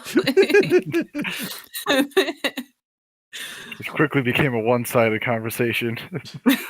Yeah, pretty As much. Tristan is not going to participate. One for being, You can what he see that is, this but young two- man here has mastered the power of being nothing. And he will sit down deliberately between the two of you. Imagine as you would, the two of you sitting next to each other, and a slimy fish like Danny DeVito just shoves his way between it. That's the Baldur's Gate 3 meme of Danny DeVito and Baldur's Gate 3. Like coming out. And he just Yeah. kind of Oh, like man. sits there and he's eating his rations, and then he'll just lie down on his back and snooze.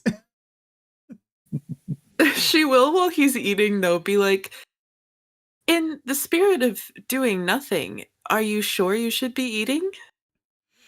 I suppose I have to be that way. And he's just pelting you with food bits.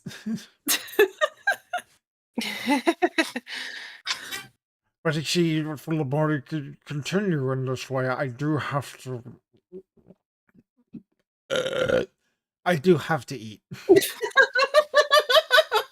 Charming. Well done. We've learned that Crow can burp on command. That's a thing. I sure can. Well My done, wife well gets done. grossed out so much by it. It's wonderful.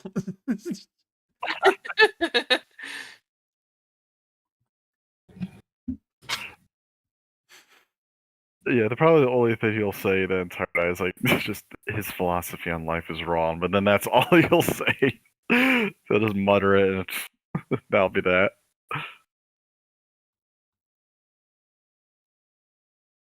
I think it was Maggie who had second watch, or was it Zarek? No, it was Maggie. I have whatever watch Bobito is on. Whatever watch he's on, that's the one I want. Yeah, you have third because After the last long rest, I'm All right. yeah. So that will be nothing interesting happens, Maggie. It's more of the same conversation you had with Eldith before, unless there's something you specifically want to bring up with her.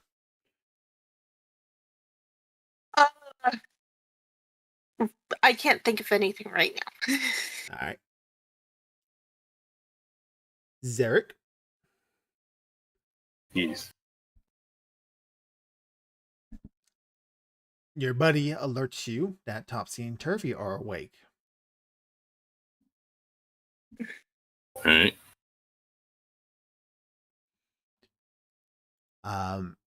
They are having a whispered conversation between the two of them.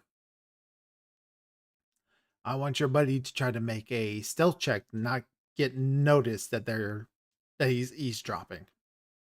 All right, I can roll his dice. And you're with Bupito, by the way, right?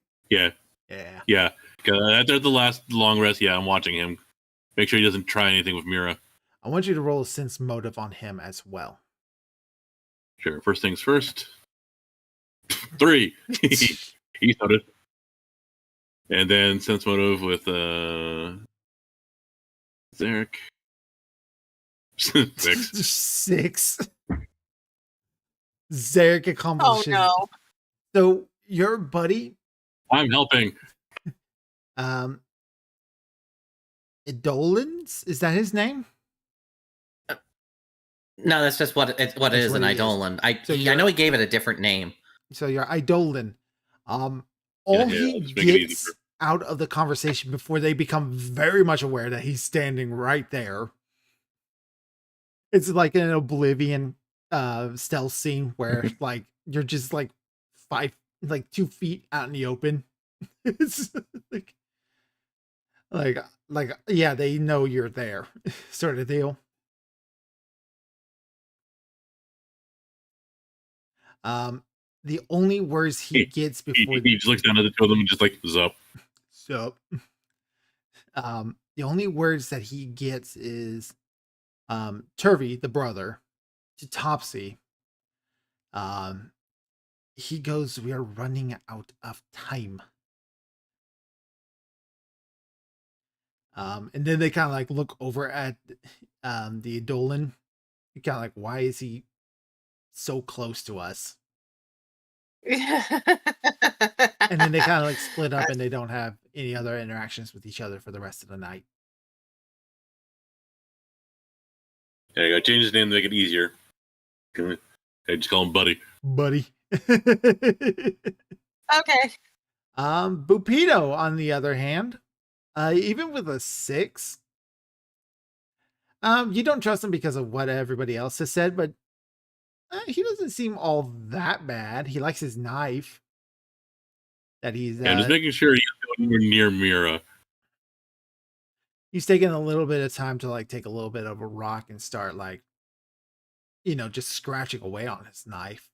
But other than that, he doesn't really do much for the night. He doesn't initiate any conversations with you.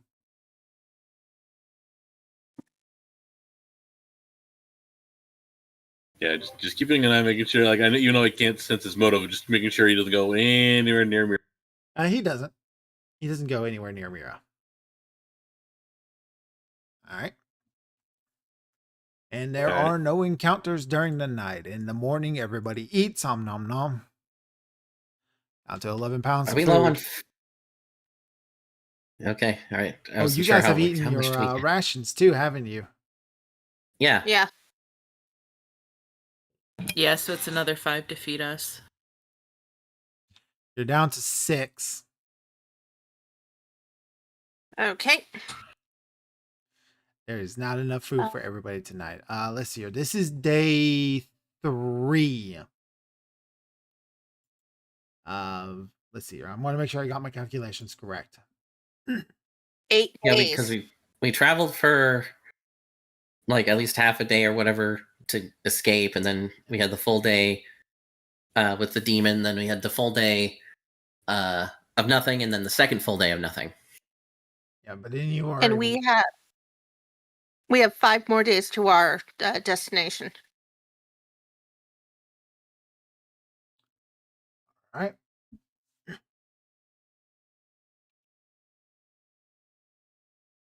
Yeah, 5 more days left to your destination.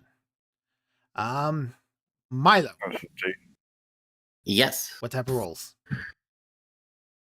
I'm just gonna keep doing the same thing. It's been working out well so far.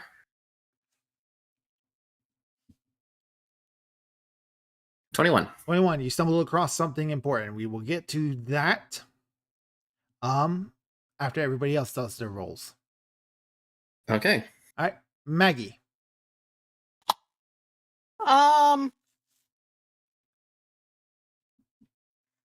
She is going to continue looking for food. 16. 16. You do find fungus. Okay. You find more Zerka wood. Oh, cool. So you got 6 more pounds of food.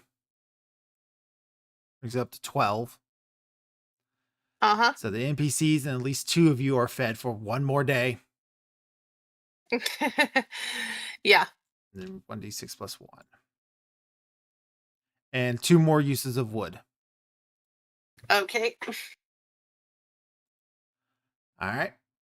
Tristan. Looking for food as well.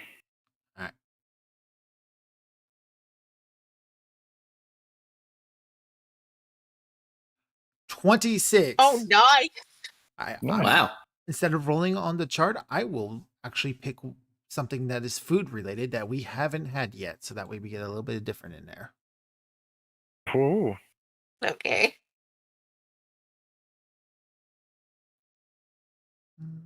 Parasites. Damn it.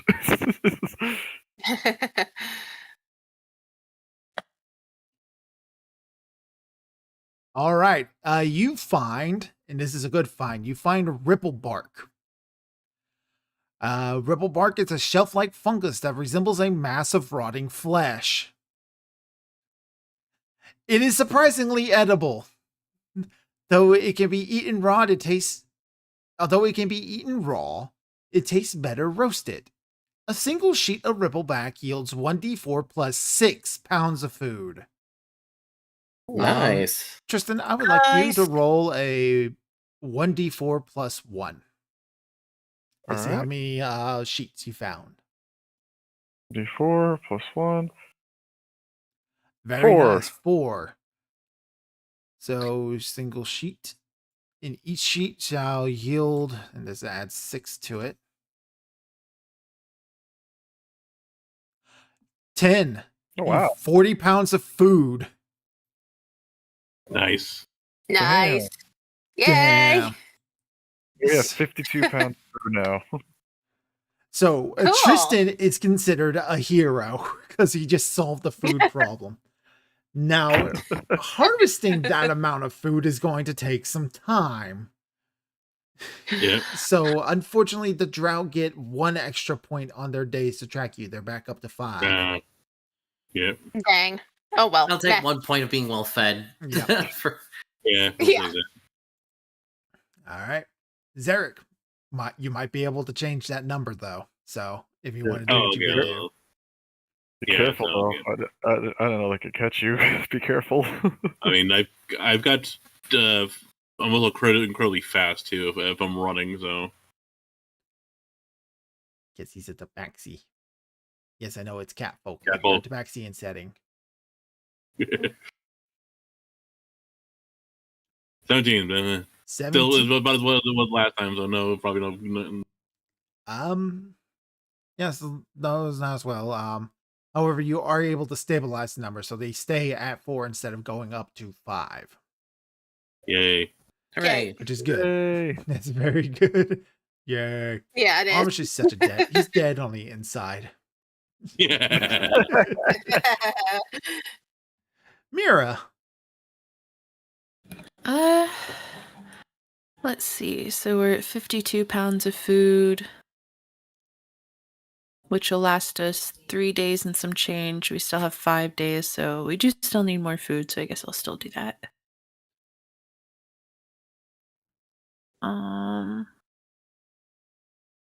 Or is there a way I can like help him harvest that would maybe help with that extra day thing? Like try to Can harvest you guys hear me? Just faster. yeah, just taking a little. Yeah. Just an extra person to help. Yeah, that would probably be like a survival check unless you have like a specific thing in mind. I don't know, like just like if with the herbalism, if I knew like a easier way to cut through it or anything like that, I don't know, to harvest it. Sure. Okay. Jesus. Okay. 23. Yeah. So with that,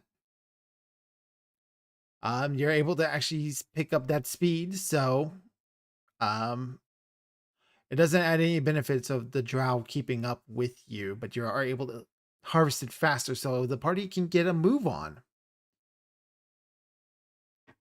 But 52 pounds of food, that is quite a bit of food. And that's when we can now do what Milo found. Oh boy. Oh Mi- boy. Let me see if it has a description. Yay. Because there's dungeons you can come across too.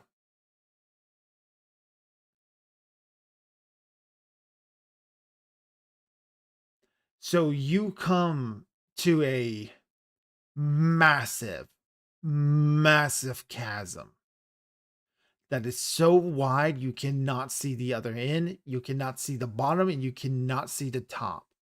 You can't see what's left or right of you, even when people with dark vision catch up with you.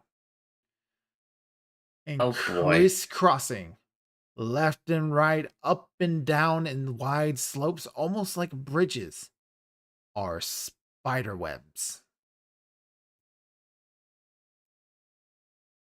Okay. Oh, great.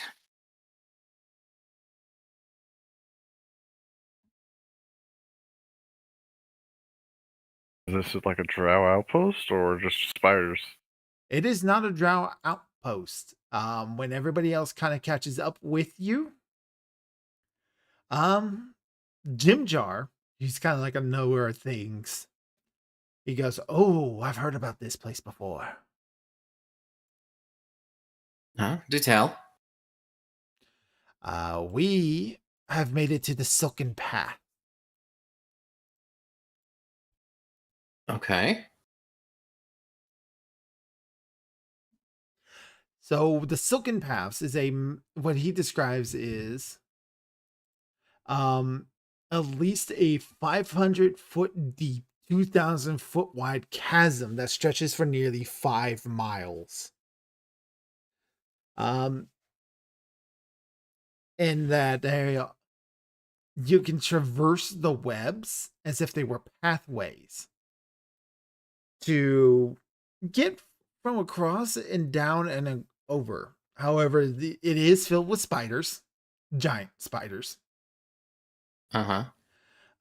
However, it would be able to cut off 2 days of travel to the Dark Lake if you take this path. And it won't and the webs themselves wouldn't be too sticky, and so we can actually traverse it. Correct. Well, I am definitely in favor of cutting down our time. Not to mention, this hard enough terrain for us would be just as hard for them. Actually, I have a question about that. This is for after we cross, but what would happen if we burned it? You would not be able to set enough of it on fire to cause substantial damage. And it's so filled with spiders that they will just rebuild. You're not the first person to come up with this idea. Okay. If we had enough gasoline to, just trail behind us the entire way. No, I'm kidding. Basically, the Silken Paths are here to give you all more XP if you're lacking that, which you are. Yes. Yeah. Oh boy, place to grind and level up. Yeah. But yeah, in character, Miro is just like, I would much rather fight spiders than drow. Yes. Spiders are much easier to fight, I believe. If they're any easier than that demon, then I absolutely agree.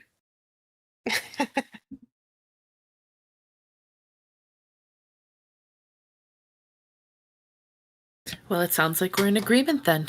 Silken Pass it is. Yeah, Off we go. Tristan will go with whatever else is saying. You'll have voice an objection if that is the plan. All right. Let's see here. Okay, general features. I had to make that something that's translated. General features. The character traverses the Silken Paths. Keep in mind the following features. Difficult terrain. Any creature with a climbing speed can walk along the webs at that speed. For all other creatures, the webs are difficult terrain. Any creature that falls can potentially become entangled in the webs. Whenever a creature takes damage while traversing the Silken Paths, or whenever the webs upon which it is walking breaks, the creature must make a DC 15 reflex saving throw.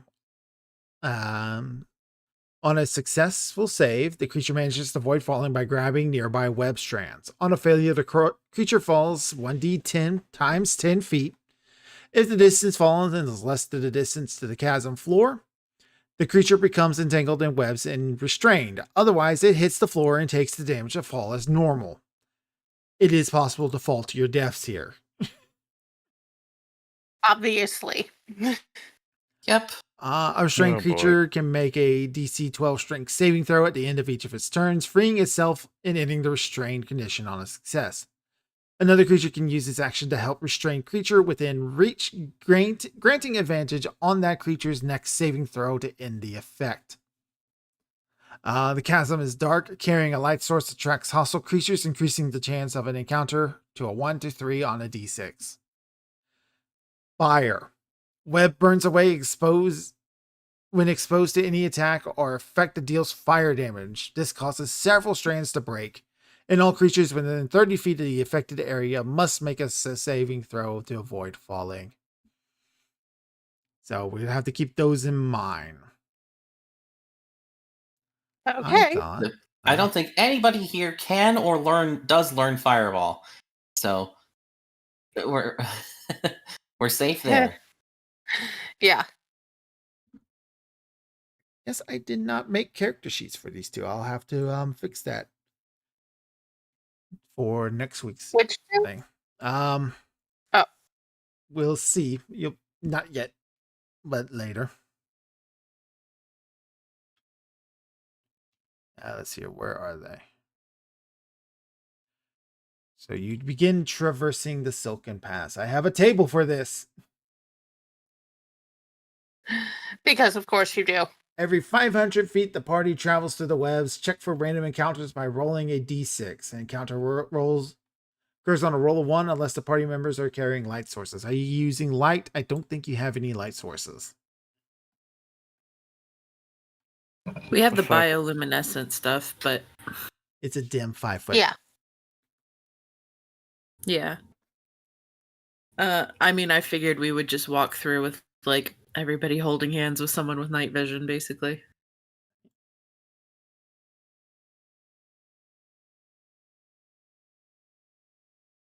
Oops, I didn't roll a d6 yet. It might be a good idea with all that rope we have to like tie a couple, like 3 people to each other, you know? Yeah, especially if someone We could- falls, the others can Yeah, we could do that. That's a good idea. Actually. safety rope essentially. Yeah. Because there's Yeah. 15 of us, so we could have like 5 groups of 3. So that would help with strength rolls of pulling people up and stuff. All right. Mm-hmm. Who's going to be with who?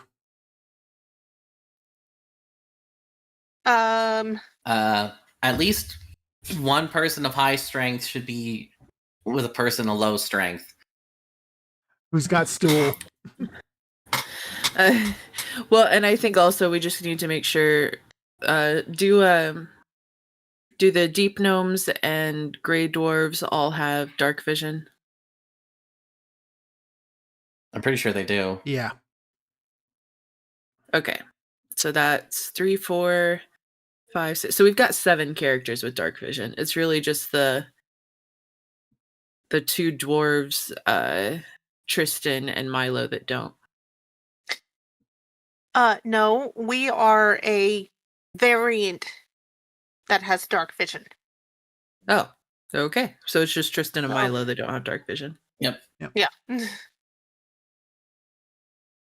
Okay, so just make sure Tristan and Milo aren't together, and yeah, at least there's one strong person in every group, or at least Okay.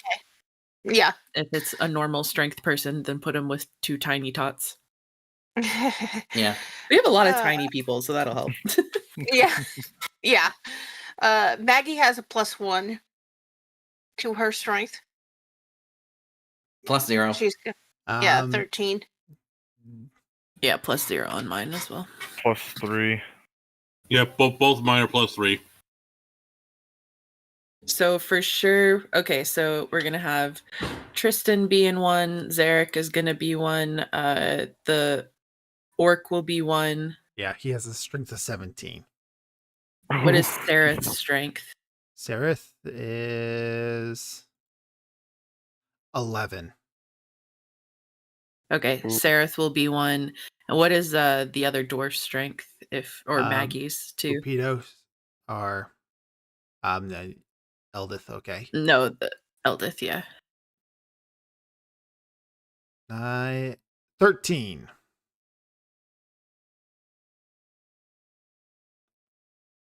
Oh, you're saying like their overall strength. Okay. Yeah, their overall So that's a strength, which is +1 to strength. Yep. What was Sareth's? It's a +0. He's 11. Okay, so he's like the same as me. So yeah, we'll have him be one and then just put 2 of the deep gnomes with him so they're not that heavy if he needs to pull them back up. That would be Topsy and Turvy because they will not be separated. Yeah. And hopefully the 2 of them together could pull him up if they needed to. Can someone write the groups down, please, so we don't forget? Yeah, for next week. Yeah. Yeah, because we're probably I going have to call it paper, I quits just here need- pretty soon. So, I hear someone getting out of pen, so I think is that Miss Saren? Yeah, it's me. So Tristan's gonna be the head of one group. Yep, group 1. Zarek's another. The orc, Sareth, and what was the dwarf's name? Eldith or something? Eldith, yes. Eldeth. Okay. Tristan and Milo can't be on the same group, so I'll just go ahead and put Milo with Zarek. And Maggie is a smaller one, so probably I'm trying to keep the party members more or less together. So Maggie and I will go with Tristan. okay. And then Zarek and Milo are on the same one, and we'll add on. Do you guys want to take Sprout or whatever his name is? Stool? Yep, Stool. Sprout. Well, Why no, I feel like wait, Is his name never mind, Sprout or because that Stool? kind of God damn it. I think it's Stool. that kind of puts the It's Stool. that kind of What is puts his problem Zarek in is? danger. I feel like if he falls, so let's actually do a semi-reasonable strength one with him. Let's do. Who else Put would him be what? semi-reasonable strength though? Prince What's the Arendelle has a strength of +3. Okay, Yeah. the prince can go with him. So Maybe Topsy and Turvy with Front. I think we were gonna Or do something. Topsy and Turvy with either Eldith or Sareth so that they have a chance of pulling him back up if that person falls, because there's no way those 2 little ones could pull up the orc. Yeah, that's true. Okay. So Topsy and Turvy with Sareth. Oh, okay. So Topsy and Turvy with Sarah. So I'm going with who then? You were Zarek and Stool. Oh, okay, Zarek. Well, I was that's mixing them. Stool. I was mixing them up. Sorry, not Stool. Zarek. Zarek and Prince. Yeah, Prince. Sorry, not Stool. Prince. Okay. Cool. So who do we have left? Who's another decently sized one?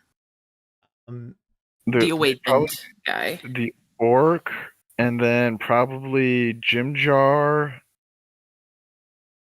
And the awakened maybe, because I think he's Both of decently them sized too, right? have strengths of 13, which is a +1.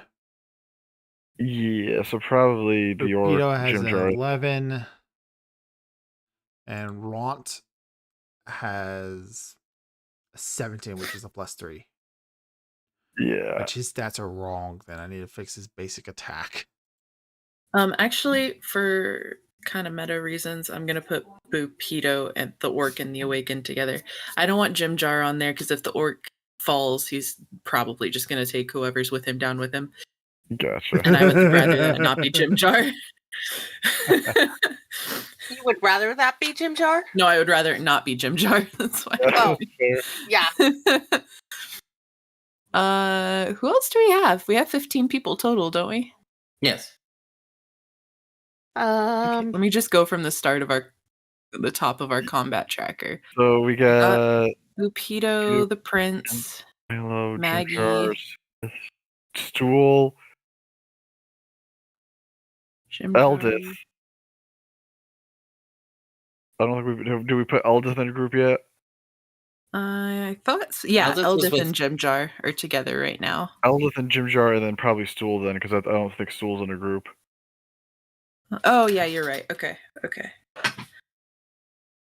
Okay, so the groups are Tristan, Maggie, Mira, Zarek, Milo, and the prince, the orc, the awakened, and Bupedo, Sereth, Topsy, and Turvy, Eldith, Jim Jar, Stool.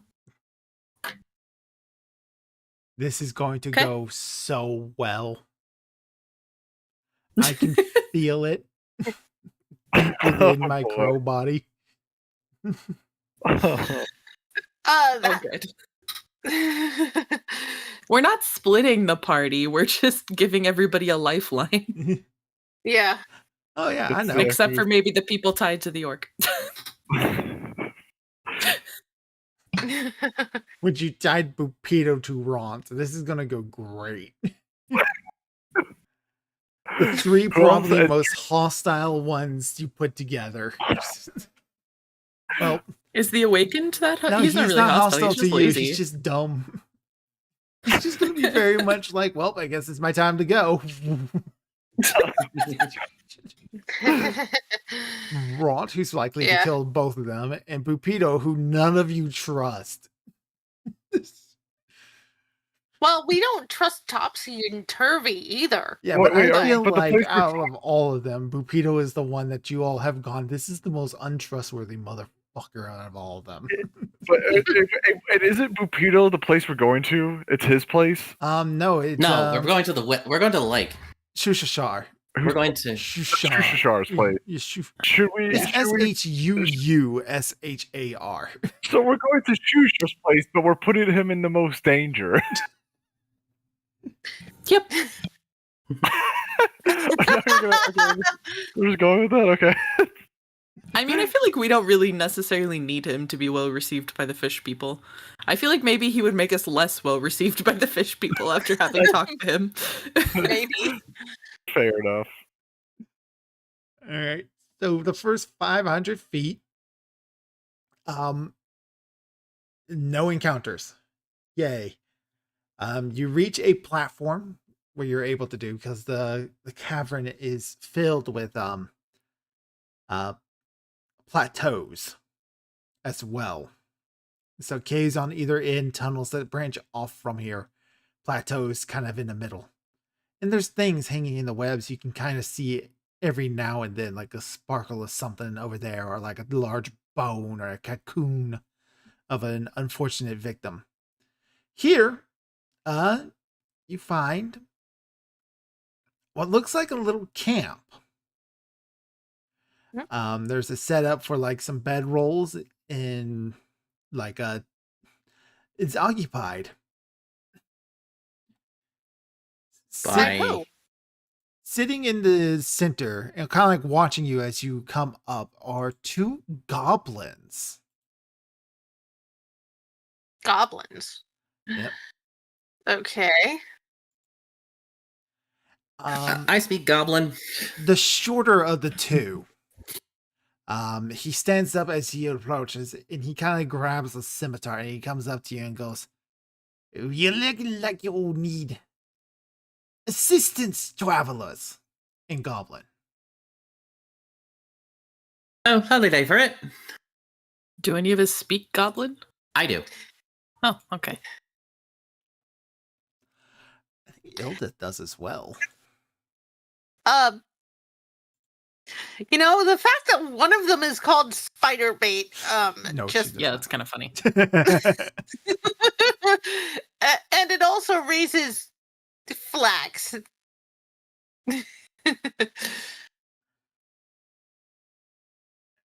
Because that's a death flag if I've ever heard one. Oh, what's wrong with a person named Spiderbait in the area full of spiders? It's So- tempting fate. That's what it is. So, Yuk Yuk, the shorter of the two, who announces himself. I am Yuk Yuk. This is my good pal and friend Spiderbait. This is our home. You look like you need to go somewhere. You want a guide? We can guide you through. Sense motive. All right. It's like, yeah, we're just trying to get across. On our way to the Black Lake. The Black 14. Lake, we can take you there. Yes. He seems to be genuine, as far as a goblin can be. And he seems more greedy than anything. Of course, we have to Well- talk of our fee. Well, we're all imprisoned by Drow, so all of our money that we had is pretty much gone, but I'm sure we can think of something. Oh, we got money. You don't want that. You don't want that. The Drow will come through here occasionally.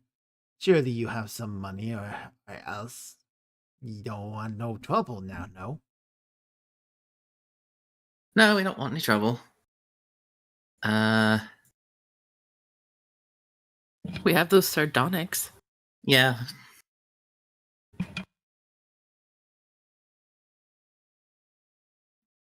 As Leave no money. We Hey, sure. take equal value on thing. well, You have to- I'll just hold up my gemstone. Then it's like, I got one of these. His eyes go wide because that's a pretty hefty gemstone. It's a 50 gold piece gemstone. And goes, oh, you need good guide. Oh, we can be good guide indeed. Spiderbait, we can be good guide. Spiderbait goes, yep. You see, Spiderbait knows what he says. Man, a few words. Glad we can come to an agreement then. Right. And he starts to reach out for the gemstone. Yeah. We can pay you Fine. this as soon as once we know that you'll be a good guide, I'll pay you halfway through. How's that? Halfway through, we receive the gemstone. All right, chop, chop, come on, let's go. And the two of them really rapidly just break down camp. They roll up their sleeping rolls. There's no tent. They grab their food, stack it up. They pass between them this jar. Kind of like it's a tin mason jar. Inside seems to be some sort of grease that they rub on the bottom of their feet. They're not wearing shoes. At which point, Yuk Yuk looks at you and goes, see if you can keep up. We scout ahead. You follow our lead. And they proceed to start surfing downward on the silken strands. Okay then. Well, that was interesting.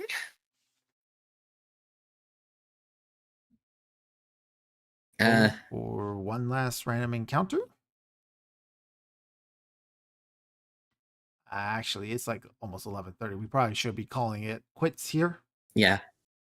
Yeah. Yeah. We've gone for 3.5 hours. You guys want to stop there for tonight? Yeah, we're at a good spot. Sure. Yeah, we are. All right. 2 games in, still level 1. Let's go. Don't worry, you guys will definitely get some. You'll get some experience points in this area. So There was good Oh, role playing, though. yeah, this is Yeah, a it good was. roleplay Point. session. How are you guys feeling about the wilderness exploration? Do you think that's going by fine enough, or do we need to shake that up a bit? Seems to be going okay so I far. think it's working Yeah. pretty well. Yeah. I'm having fun with it. Yeah. I've liked it so far. Because that's always Yeah. like what I feel like is my weakest spot. Is like how do we describe travel? But I think this went well. We had like a good mix of chances for role play, and you guys all felt like you were contributing to like the success of the party. Yep. Yep.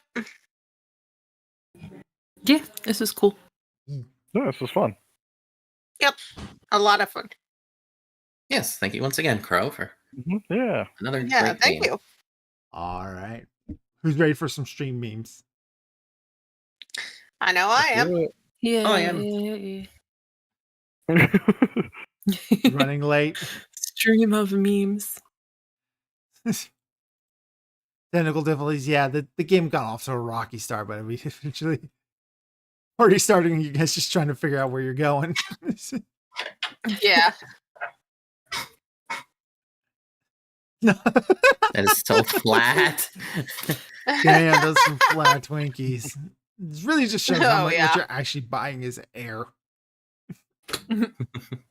Yep. When the shrooms hit, because you guys are just eating mushrooms. Yeah. And then tapping for there- water. Yeah. I'm tracking, dear boy. I got a rock because Ron needs more stuff to build stuff with. Yeah. I hate Yeah. paladins. Immune. Lol, immune. Hey, you guys, that was AFK guys. Hey guys, phone. so just so you guys know, because that's it, obviously in regards to the dretch. Mhm. Yeah. In 5th edition, a dretch is a CR 1/4 or 1/8. Yeah, they're beefy by comparison. That was really beefy. Yeah. So that was basically the lowest level possible of a demon. I think the only ones lower than that are quasits, but I think those are actually higher in 5th edition, which is basically like a demon imp. So Mhm. this is going to be a lot of fun, he said in a Yeah. sarcastic way. Fun. We'll see. Next one's funny too. That was a good one. Yeah, that's us versus that one, at least for the for a little bit. Yeah. Take demon in practice. Are you aching for some bacon? Dogs and cats living together, mass hysteria. Versus with dwarves and orcs working together, yeah. Yeah. Nasty. Yeah. You guys trying to make the spears. Zubat counter. I know Well, the dungeon we are- Mashi would be very disappointed that we didn't try and eat that demon corpse.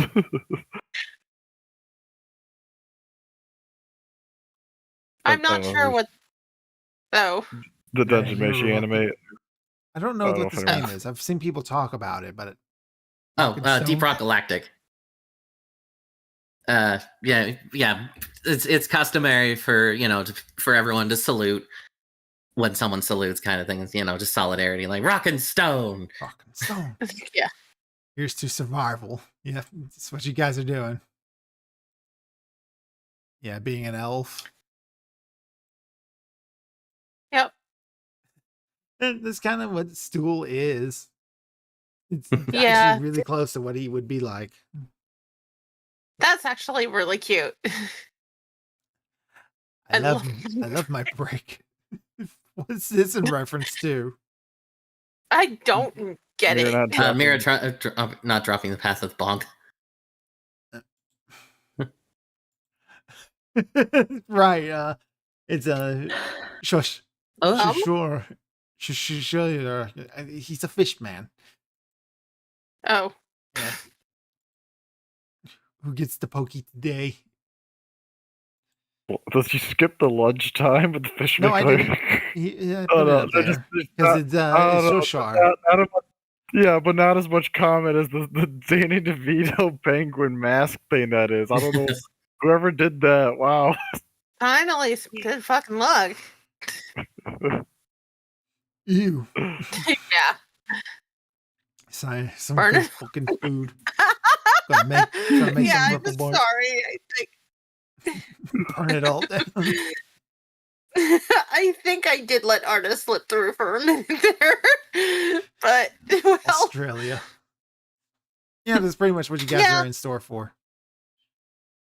If that's ever played Let's Split Up Gang. You're not splitting up yet. Splitting the party. Splitting the parts and putting the people that hate each other together. That's gonna be great. let's see. Spider-Man's a giant red flag. People that hate each other together. Yeah. And that's it. It's gonna go. We're gonna do good. Yeah. I am looking forward to the Silken Pass. It's probably one of the coolest things in the book. Oh, yeah. Very underwhelming what's actually written here. Oh. Like, so it's just like like part of your traveling encounter. So like what we were doing is kind of like what it would be for this. I think it should have just been straight up a dungeon. So I'm kind of sort of doing that. Okay. So yeah, we'll see what we get. We'll see what we get. We'll see how this goes next week. That's going to be Yeah. it from us tonight. Thank you all for coming. Thank you to the wonderful players for coming to play. I'm glad you're having fun. Heck yeah! Thank you for the game. Thank you very Yeah, much. thank you. Hmm. You're very welcome. And thank you to the wonderful players. Not players, chatters. I will see you guys all again Tuesday while I'm trying to rush through Pokemon Emerald. Then more Pokemon Emerald Thursday until I actually get that done. Hopefully by the end of December. I'm running out of time. Not December, September. Oh, if it's December, you have plenty of time. Yeah, plenty of time because October is Crowtober. Yeah. Yeah. So happy 10th anniversary to Out of the Abyss. That was today. That's nice how that lines up. Mm-hmm. yeah. Yeah. Yeah, but that will do it. We've had for a couple of good incidental lineups. me. Yeah. and whatnot. But that will do it for me tonight. I'm Dr. Crow. I read a book once, and it's my goal to make you all go mad. Good night, you Good night. freakishly tall people. We're all mad down here. Yes, we are. I'll see you all next week. Bye bye.